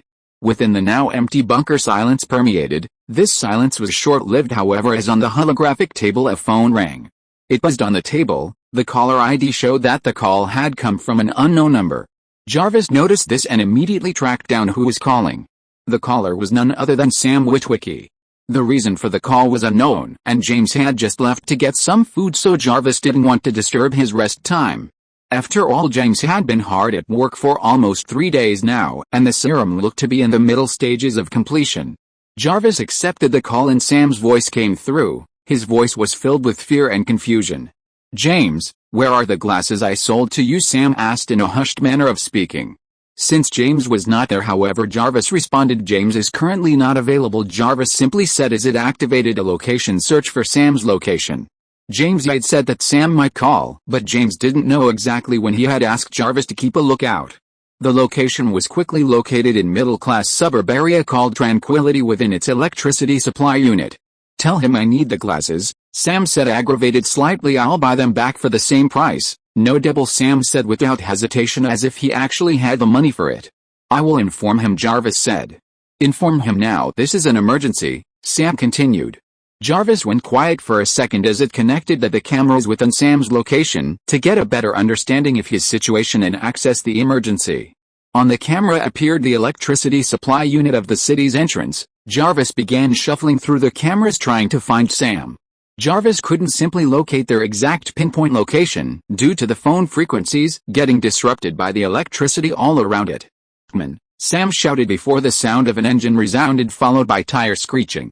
Jarvis quickly found the exact location of where Sam was, and on the camera it showed the Camaro James had seen a few days earlier burning tire and trying to get away from a cop car. On the video, the car took a sudden turn right and screeched to a halt as the doors of the Camaro opened up, throwing both Sam and a female named Michaela. The sound from the phone was their shouts as they got flung out of the car, landing on the ground. The Camaro immediately began transforming itself into Bumblebee. Gears turned and switched around as its body extended out, towering Sam and Michaela. It was a clearing that provided for a clear view of everything as Jarvis saw Sam desperately reach out to grab his phone and bring it closer to his face. "Tell James I just need the glasses," Sam shouted through the phone as the cop car began speeding right towards the transformed Bumblebee with no fear. As the car got within just a few yards away from Bumblebee, it also transformed itself and used the momentum it had built with its speed to lunge at Bumblebee, causing it to fall back with a now transformed cop car or barricade on top of Bumblebee. Seeing this, Sam and Michaela began running away from there. Barricade's hand retreated into an arm and out came a weapon replacing its hand. The weapon was multiple circular bars connected like a pipe, with sharp piercing metal pieces protruding out of it, forming a deadly sharp weapon. Its red eyes glowed in satisfaction as it brought the weapon that began spinning closer to Bumblebee's face. Frenzy jumped out of Barricade's stomach and began to chase the running Sam and Michaela, whereas Bumblebee quickly pushed away Barricade and gets to a standing position, trying to gain some advantage back. Barricade, however, was not having it as it swung its weapon towards Bumblebee. Seeing the attack, Bumblebee quickly reacted and blocked it, but missed a second attack that sent it flying into a large metal container, causing electrical sparks to burst out in the air. Bumblebee quickly bounced back as it twisted its body, seeing another attack headed towards it, acting it, grabbing Barricade's lower half and with a tight grip twisting its upper body and throwing Barricade away from Sam and Michaela. Sam and Michaela both ran, unfortunately getting separated, and Frenzy chased Sam. Meanwhile, Bumblebee and Barricade began exchanging blows over a shack where Michaela had stumbled herself in. She noticed Frenzy chasing Sam, so she quickly grabbed the first sharp weapon she saw and ran out of there. Jarvis watched all of this and decided that it was time for him to inform James. As the moon shone in the night, James walked into an ice cream shop, looking forward to enjoying some nice ice cream. He looked around the store and noticed not too many people eating, and a rather relaxed atmosphere as he walked up to the cashier lady with a smile. "Hello sir, welcome to a freeze. We all get brain freeze. What can I get you?" the lady asked with a smile. James found the name to be funny and odd but ignored it. "I would like a mint ice cream," James said with a smile, causing the cashier lady to freeze and look at him with a bit of a weird glint in her eyes. Seeing this, James laughed slightly. "I am joking. I'm not some kind of a psychopath. "I would like a vanilla please," James said, causing the lady to laugh a bit. 6. She began entering the order of her register, and James saw the order and price appear on the digital screen facing him as he saw his order. The screen, however, began glitching all of a sudden. The screen went black and text began appearing on the screen. It was Jarvis trying to communicate with him, James realized as his smile disappeared, replaced by a serious look, as he wondered what it was that Jarvis was trying to inform him. He knew he had ordered Jarvis to not disturb him, and if Jarvis is breaking that order, it must be something important. Jarvis informed James about Sam and Bumblebee's current situation, and Sam's call, asking to buy back the glasses. James quietly read it all. If you are listening to this novel on a channel other than Fanfic World, it means it was downloaded and re-uploaded without effort. We warmly invite you to visit our channel, Fanfic World. There you will find the original version of this story and many other novels of various genres. We look forward to seeing you dive into a world of incredible novels. Chapter 143, Autobots. Here's the corrected version. James quietly read the screen as Jarvis displayed the text, further talking about how Bumblebee had defeated Barricade. Jarvis also told James about Sam and Michaela leaving together with Bumblebee. "Sir, would you like to pay by card or cash?" the cashier asked him, snapping his concentration away from the screen. "By card," James said as he brought out his card and paid for the ice cream. The lady smiled at James. "Coming right up," she said. James nodded and stood there as he let out a sigh. He began walking away from the cashier and sat at a table that was not too far away from the register. He took out his phone and brought it to his mouth. "Jarvis, prepare the armor. The Transformers are about to assemble, and have it delivered to me," James said as he put his phone back in his pocket. James looked over at the cash register and saw the lady placing an ice cream cup on the desk and looking towards him. James nodded, got up, picked up the ice cream, and exited the shop into the dark night, where only the moon and street lights lit up the surroundings. James ate his ice cream quietly as he began walking forward, away from the store, enjoying his ice cream in silence. He ate at a quick yet calm manner as he quietly walked away from the parking lot onto the road. He looked up into the sky and started looking around, eventually noticing 4 different meteorites falling from the sky, straight down to Earth. James' hands automatically moved to get another scoop of ice cream from the cup, but realized that he had finished the ice cream. He looked down at the cup and threw it away when he heard the sound of engine thrusters approaching him. He looked towards the sound only to see a streak of yellow heading straight towards him. He waited quietly as the streak approached him closer and seemed to slow down. As it got closer, James saw that it was none other than his armor. The armor landed in front of him and began opening up. James nodded to himself and walked inside the armor, ready to meet the Transformers, wondering what would come out of this. "Jarvis, where is Bumblebee?" "Sir, Bumblebee is currently in a warehouse unit. Here are the coordinates," Jarvis said as the coordinates updated on my map. "Alright, let's do this," James said as his armor began to hover. He glanced around his surroundings one last time and saw the ice cream cup he had thrown on the road. He pointed his laser at the cup, and a beam escaped his palm, obliterating the ice cream cup too. James looked up into the sky, and the armor's thrusters activated at a higher pressure, shooting up into the sky towards Bumblebee's location. Between 2 warehouses was an opening where Bumblebee arrived in a newer model of a Chevrolet car. Here's the corrected version. Sam and Michaela were standing outside, confused as to what was going on. When 4 different vehicles arrived from behind Sam and Michaela, and in front of them, a big truck whose grille approached really close to Sam. There was a moment of silence for a few seconds before the truck began transforming into Optimus Prime, followed by the other Transformers transforming from their car forms into their real forms. They looked upon the 2 standing in the middle of them as Optimus approached closer to Sam by bending his knee to get up close to Sam. His giant face, the size of Sam, was now within inches of space between them. "Are you Samuel James Witwicky, descendant of Archibald Witwicky?" Optimus asked with his deep voice that resounded within the 2. Michaela looked up at Optimus with shock as she whispered to Sam, "He knows your name." Sam, who looked upon Optimus in even more surprise than her, confirmed Optimus' question. "I am Sam. My name is Optimus Prime. We are Cybertronian autonomous organisms from the planet Cybertron," Optimus introduced himself. "But you can call us Autobots for short," Ratchet continued. "Autobots," Sam said. "What's cracking, bitches? That is my first lieutenant designation, Jazz," Optimus spoke, pointing towards Jazz, who had just spoken. "Looks like a cool place to kick it," Jazz said as he sat relaxed on a scrapped car after performing flexibility moves that would be impossible for humans. Sam looked towards Jazz, confused. How did you learn to speak? We have analyzed how humans speak through the World Wide Web, Optimus said, answering Sam's question. As he stepped back and pointed his arms towards another Autobot. My weapons specialist, Ironhide, Optimus said as Ironhide unlocked his weapons, revealing a cannon and another fired-up cannon. You feeling lucky, punks? Easy, Ironhide, Optimus said, and Ironhide retracted his weapons. I was just kidding. I only wanted to show him my cannons. Our medical captain, Ratchet, Optimus said as Ratchet observed Sam.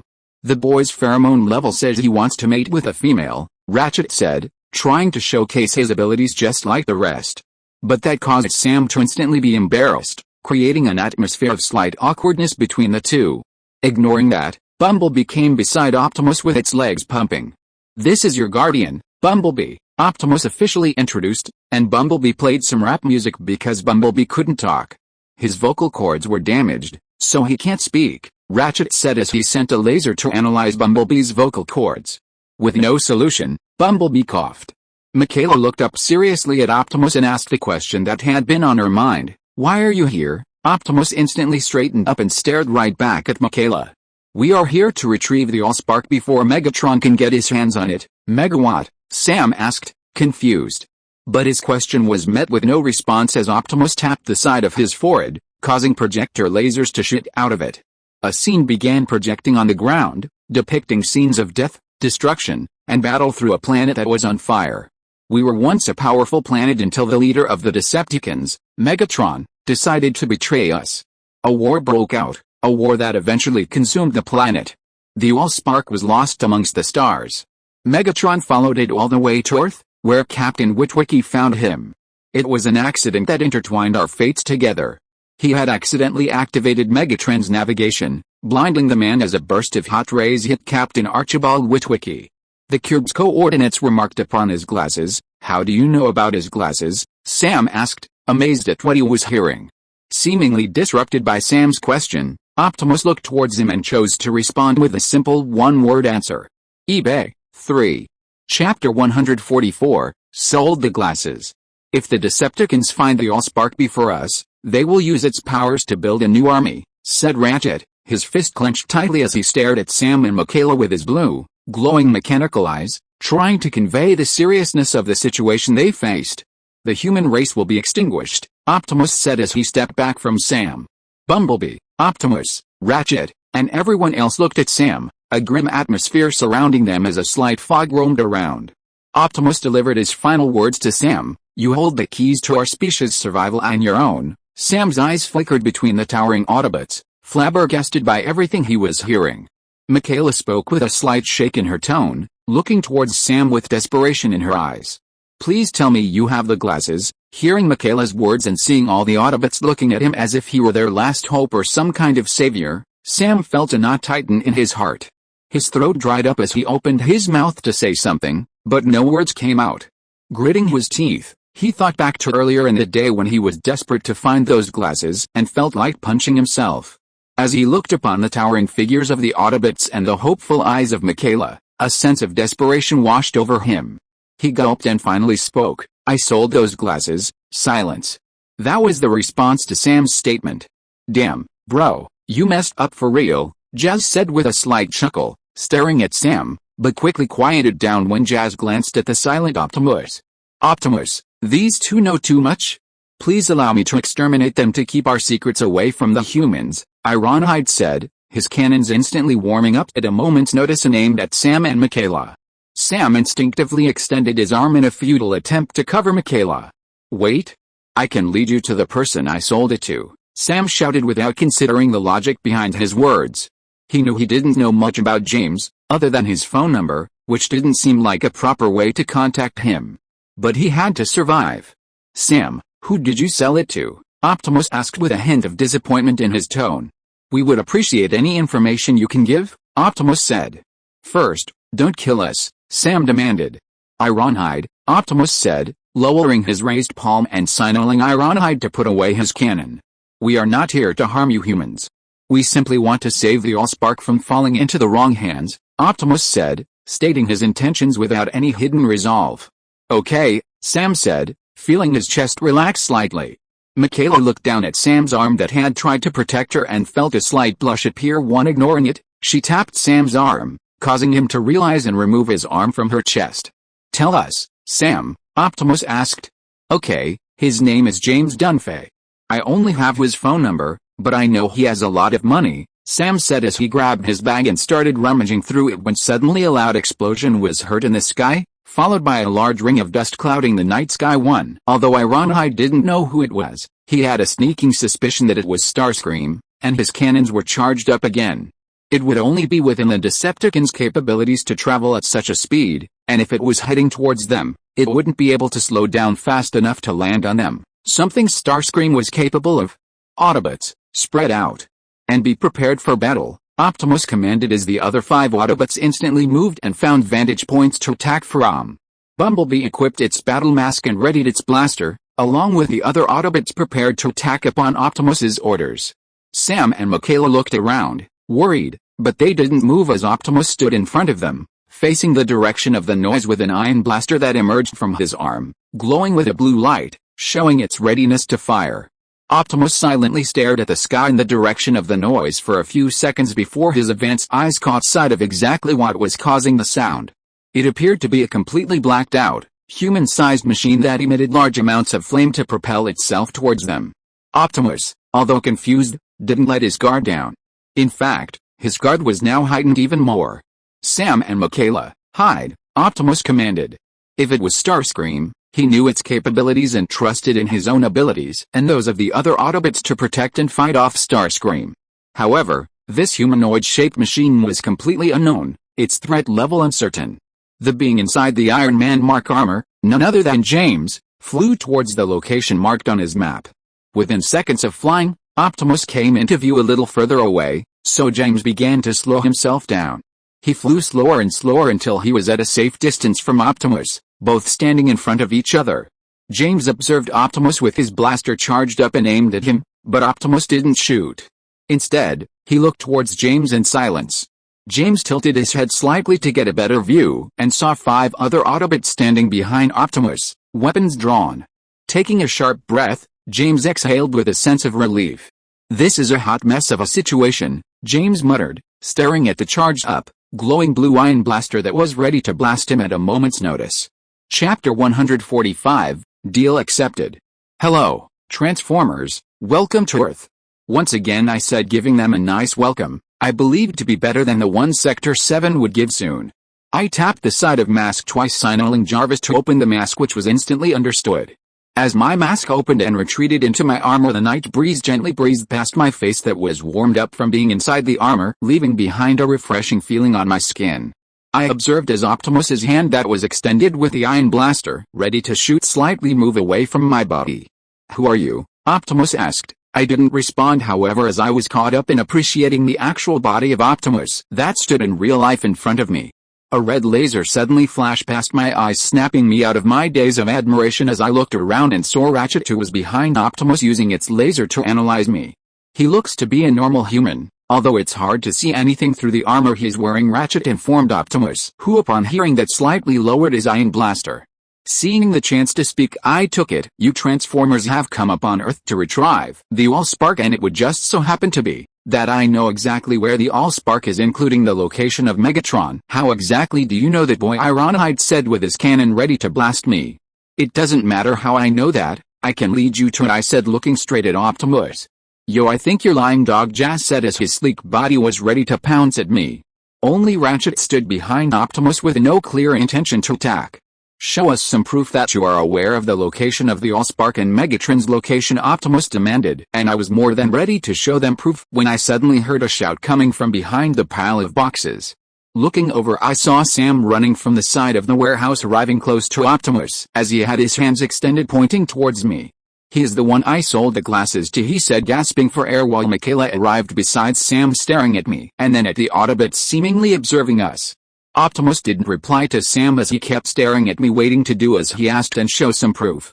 I nodded towards Optimus, and my armor's helmet covered my face again, and the 2 holes of my eyes that were glowing purple changed color to blue. I turned my head to face a rather empty wall as two pictures began appearing that were projected through my mask. In one of the pictures showed Megatron in a cryostatic state of sleep with white smoke being sprayed at him from all sides, while the other showed a giant cube that had intricate designs laid down upon its surface with machines attached to it and a few machines being used on it. Seeing the two images, Optimus stepped forward a little closer to me, completely taking back his iron blaster, which returned back to being his normal hands. The other Autobots watched quietly from behind, waiting for their leader to make a move as their weapons and stances relaxed slightly. Michaela and Sam looked upon the screen with shock as Michaela covered her mouth in surprise.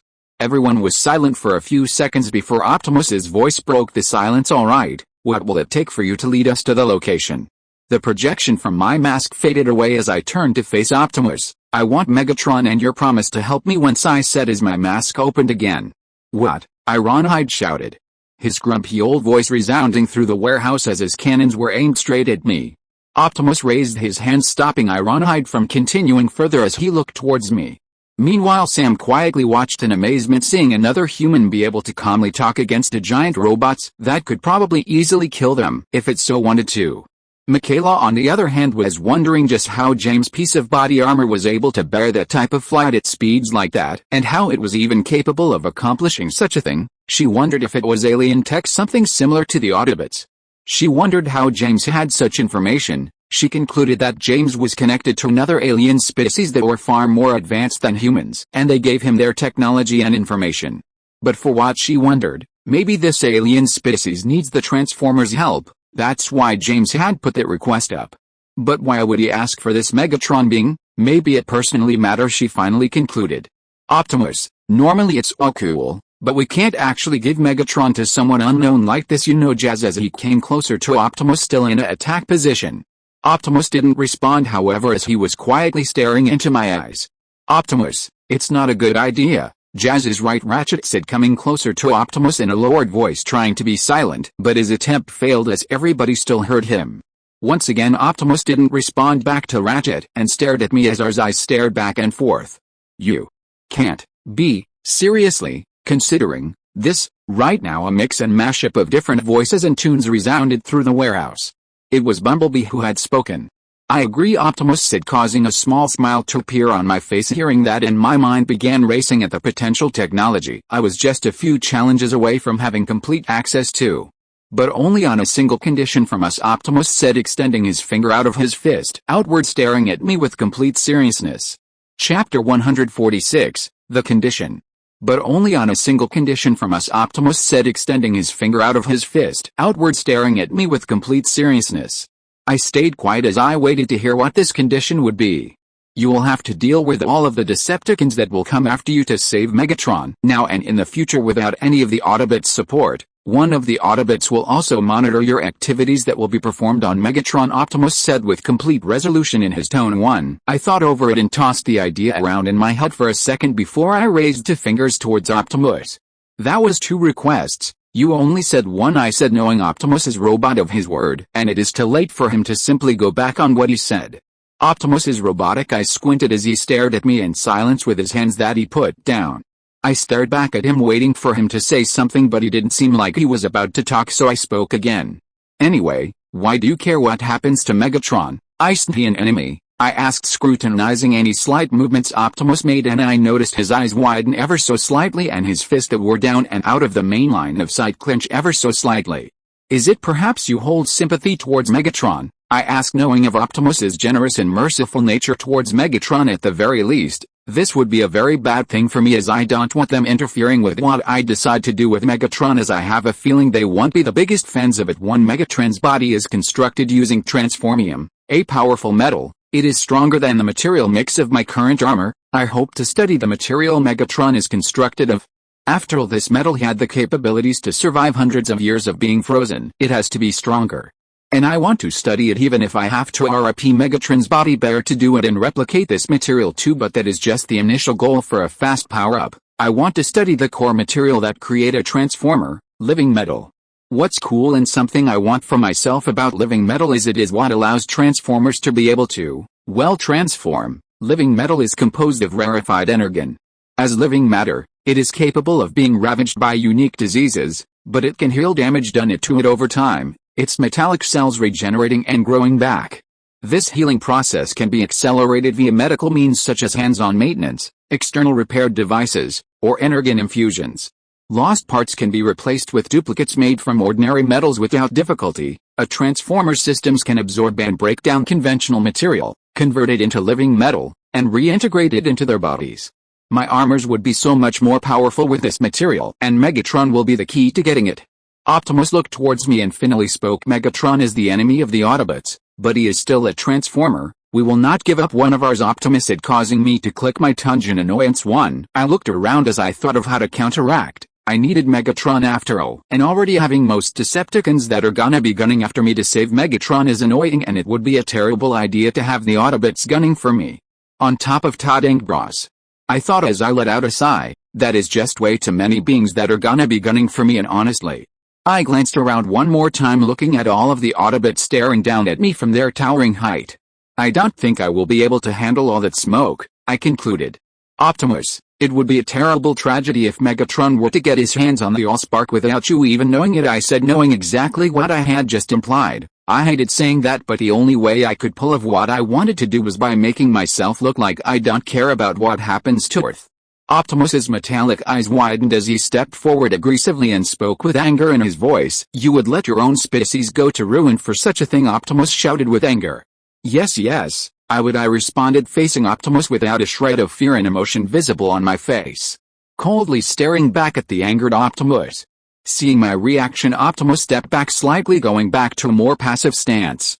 You are gonna be a traitor to humanity for Megatron, Optimus stated as a fact. Optimus. No, Ironhide grumbled quietly besides Optimus staring at me with anger in his eyes.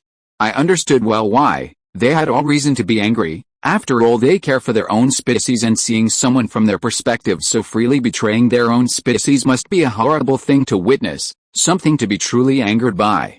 Even I would be, I thought to myself, but this was the only way I would get them to accept. We accept, Optimus stated with no room for question. Optimus, Ironhide shouted, we should kill this traitor right here. We can find Megatron ourselves. There is no need for him, Ironhide said as his cannons that had been cold brightly lit up with an orange hue.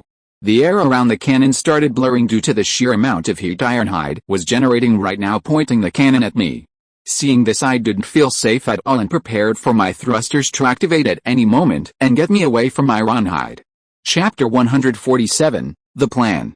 Optimus, Ironhide shouted, we should kill this traitor right here. We can find Megatron ourselves. There is no need for him, Ironhide said as his cannons that had been cold brightly lit up with an orange hue. The air around the cannon started blurring due to the sheer amount of heat Ironhide was generating right now, pointing the cannon at me. Seeing this, I didn't feel safe at all and prepared for my thrusters to activate at any moment and get me away from Ironhide. I glanced into Optimus for a second and noticed him looking at me as if he was observing me. It would be bad if I can't have the permission of the Autobots to do this. Looking towards Ironhide, the cannon looked to have heated up even more as the orange burst within the cannon arose, reaching the edge of the cannon, ready to shoot the next moment. My thrusters instantly activated as my body lifted up the air. I looked towards Optimus one last time before Ironhide shot at me. My mind raced. I understood that even if I left now, the Autobots will not be friendly at all. On top of that, my bluff will be caught upon. Worst comes to worst, I will have to call the armors I built to battle mainly the Decepticons right now so as to disable them from disrupting my plans with Megatron.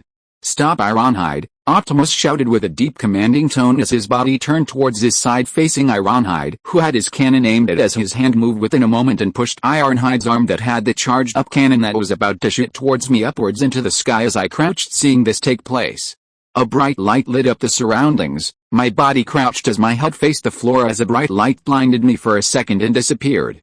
I rubbed my eyes slightly when I heard the loud shout of Ironhide, "Why did you stop me?" followed by Optimus's calm and composed voice, "We will never be able to reach Megatron in time. The Decepticons have had much more time to gather information. They are ahead of us, and we need him to get to Megatron quickly." Rubbing my eyes, I looked up, seeing Ironhide putting down his cannon with his head lowered. "I'm sorry. I was hasty," Ironhide apologized as he stepped back and Optimus's body turned towards me. "We accept your offer," Optimus said, repeating this previous statement before Ironhide's outburst. "We accept it only if you accept our first request of dealing with all of the Decepticons that come for you without our help," Optimus concluded. Yes, I agree to your condition, I nodded as I stood up, straightening myself out. Optimus nodded towards me. Tomorrow you will lead us to Megatron and the Allspark, right? I said with silence following. Optimus seemed to notice something was wrong, asked, is something the matter? No, nothing is really the matter. I mean, they are secured within the walls of a secret organization, but that's it, I said, almost in a manner of shrugging it off. This makes matters much more complex, Optimus said as silence took over the atmosphere. We cannot harm human, Optimus said. Michaela observed what Optimus said, and then stepped forward. What if he acts as a distraction while you guys extract Megatron and the Allspark? Michaela said, referring he to me while pointing towards the Autobots, referring to them as you guys. Optimus seemed to think about it for a second before looking towards me. The idea appeared in my head for a second before I denied it, coming up with a better plan. But before I tell them anything, I'll look towards Sam and his bag. I wondered if I should let Frenzy, who had transformed into Sam's phone and was hiding inside the bag, hear what I'm gonna say. I tossed the idea around in my head for a second, and keeping Optimus's condition in mind, I chose to let Frenzy be and let Sam and Michaela along with the captured Bumblebee be brought into Sector 7 headquarters, within the Hoover Dam tomorrow. Frenzy will alert all of the Decepticons of the cubes and Megatron's location, causing them all to come together here, letting me have a chance to eliminate them before they become a bigger hindrance in the future and bring more Decepticons. One Bumblebee will take the cube, meanwhile Optimus and the rest will take away Megatron for me. With that in mind, I look towards Optimus. Here's a better plan. I will lead you to Megatron and the cube. Optimus and the rest will take away Megatron while Bumblebee will take the cube. I will take care of the rest, I said, concluding my plan. What if the Decepticons are there before us? And how will Bumblebee take the cube? It's defended by humans, is it not? Optimus asked. I looked towards him with a rather simple smile that comes under the "I will take care of it" part. Optimus, I will monitor the Decepticons and update you on this phone, I said, taking out a new phone I had recently purchased after my previous phone mysteriously disappeared into the sewers. For now, you guys head to Sam's house. That should be the beginning of the plan, and tomorrow I will meet you all a few miles away from the Hoover Dam, I said as my mask covered my face and my thrusters ignited. As I floated in the air, I glanced at all of them, seeing them one last time before blasting off into the sky, leaving them behind. Optimus turned around to face all of the Autobots, and Sam and Michaela spoke with his commanding voice. Bumblebee, you will take Sam and Michaela to their respective houses. Meanwhile, we will locate this Hoover Dam, Sam said, raising his hands. We can just use a GPS to find that on my computer at my house. Yeah, that sounds like a good idea. Bumblebee, lead us to his house, Optimus said, looking towards Bumblebee, who promptly nodded and transformed into a car. The rest of the Autobots also began transforming into their vehicles. Meanwhile, Sam and Michaela got inside Bumblebee. Chapter 148, Choices. Optimus and the rest of the Autobots headed towards Sam's house. Meanwhile, another group had also coincidentally discovered about Sam's connection to Archibald Witwicky that were now in out to his home. The group is namely called the Sector 7, a group not restricted by any laws of the country. Sector 7 is the group controlled by the president, and the group that had also a few months back received a report about James and his military attack. With the help of the world's best hacker, they had discovered what Frenzy was trying to search in the database. James, on the other hand, was preparing for Megatron, as he would create good containing Devik, while Jarvis would be the one doing the creating, as he will be busted with another project. He decided to simply enlarge the case he used to store his armors in without any of the advanced capabilities of the cryotube, as that would make things far too complicated. The other project that he will be focusing on also involved putting the final touches on the serum that he plans on injecting before tomorrow's mission 1. On another side, a being with a motivation of delivering death seemed to have steadily been approaching James, unannounced as death normally approaches. Unbeknownst to the normal man, however, something James is no more. He now wields the abilities to kill a Tadinkbra and was aware of the danger approaching. So death is now an uncertainty rather than a fact in James's case. Not only that, but rather the Modern Families show was about to begin soon, something James had forgotten about, and along with it meant the release of the knowledge and being the system held back for James's entire life. But it will be a wonder what will take place if all three forces meet James at once along with the events of the system. But focusing on tomorrow's situation, it will be fascinating to see who will be on whose side when things actually get rolling. Will the Autobots side with James, a person they perceive to be a traitor, or rather the government one? Will the Decepticons side with James or the Tadinkbra, or maybe even the government and the Autobots one? Or will the Tadinkbra kill them all? Two that will be left up to you, the reader, to suggest. And one of them will be picked and will lead to a specific ending that had already been decided upon. It's your choice from here on out. Chapter 149, The Night Before. That night I worked upon the serum as Jarvis built the tube that I was gonna enter and have the serum injected. It was hard to tell what effect it would have in my body. I didn't know if my body would have a huge transformation like Steve Rogers did or if no transformation will take place.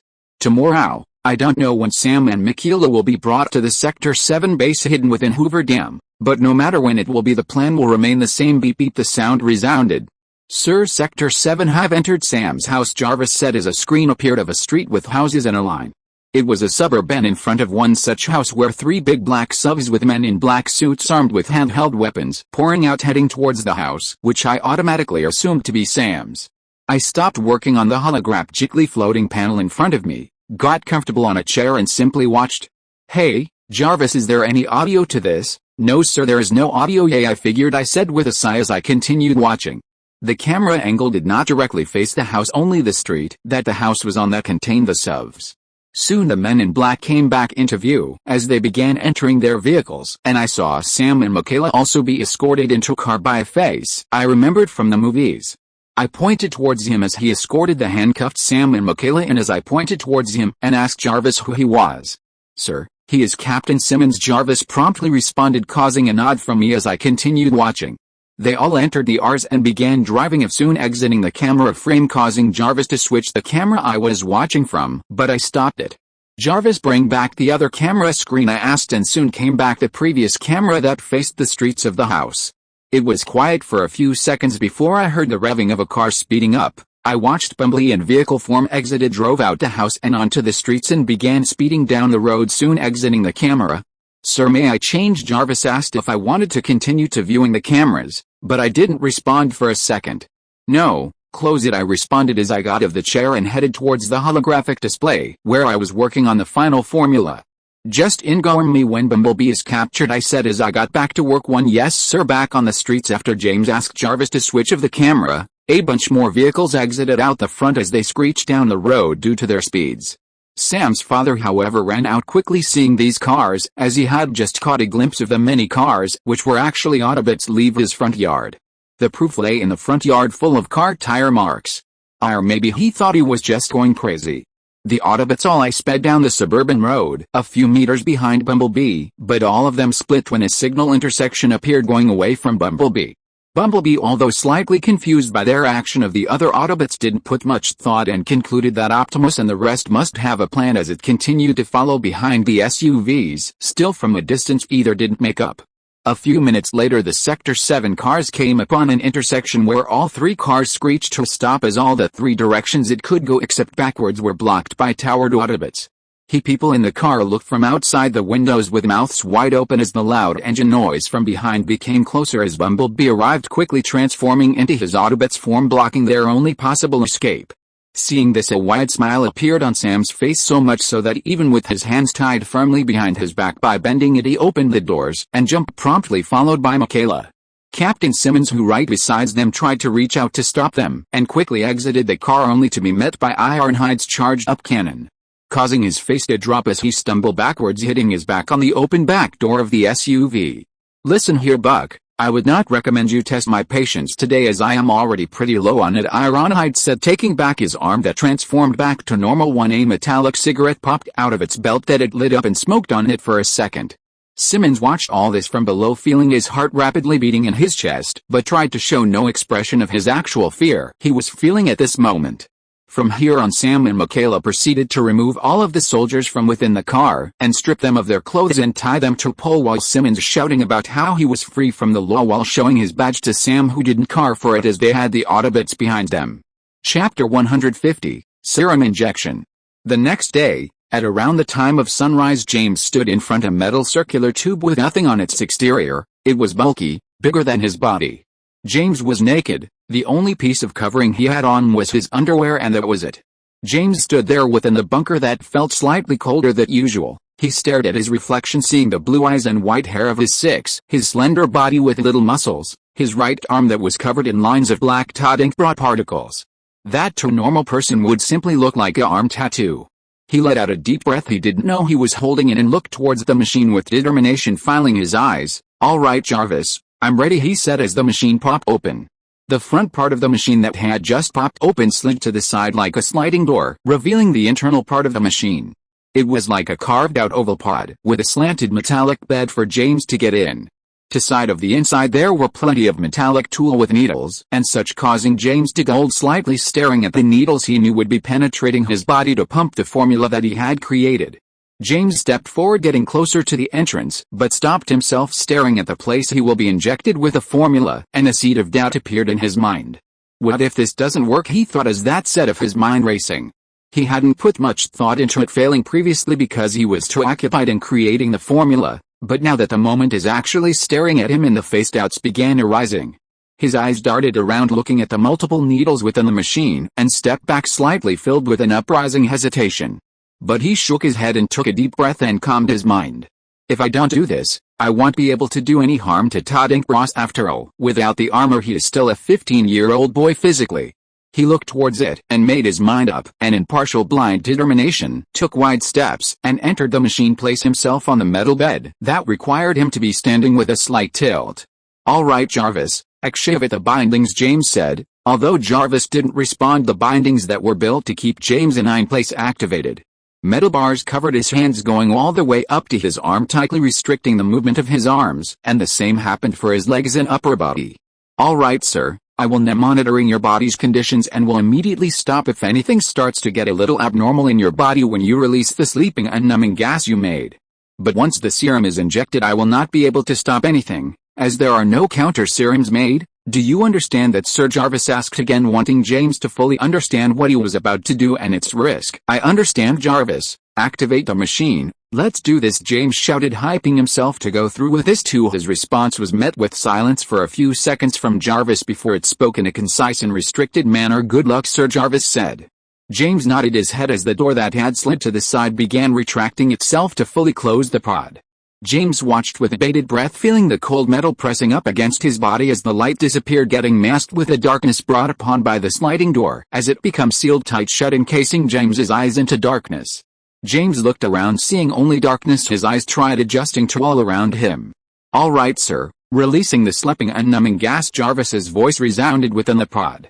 James nodded his head, and for the last time adjusted his body to be in a slightly more comfortable position, as began regretting the fact that he couldn't make a machine where he could do the process while sitting.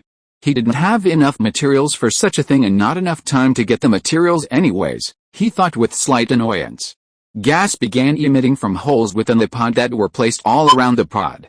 The gas was invisible due to the dark, but James knew it was being released, as the sound of it could clearly reach his ears.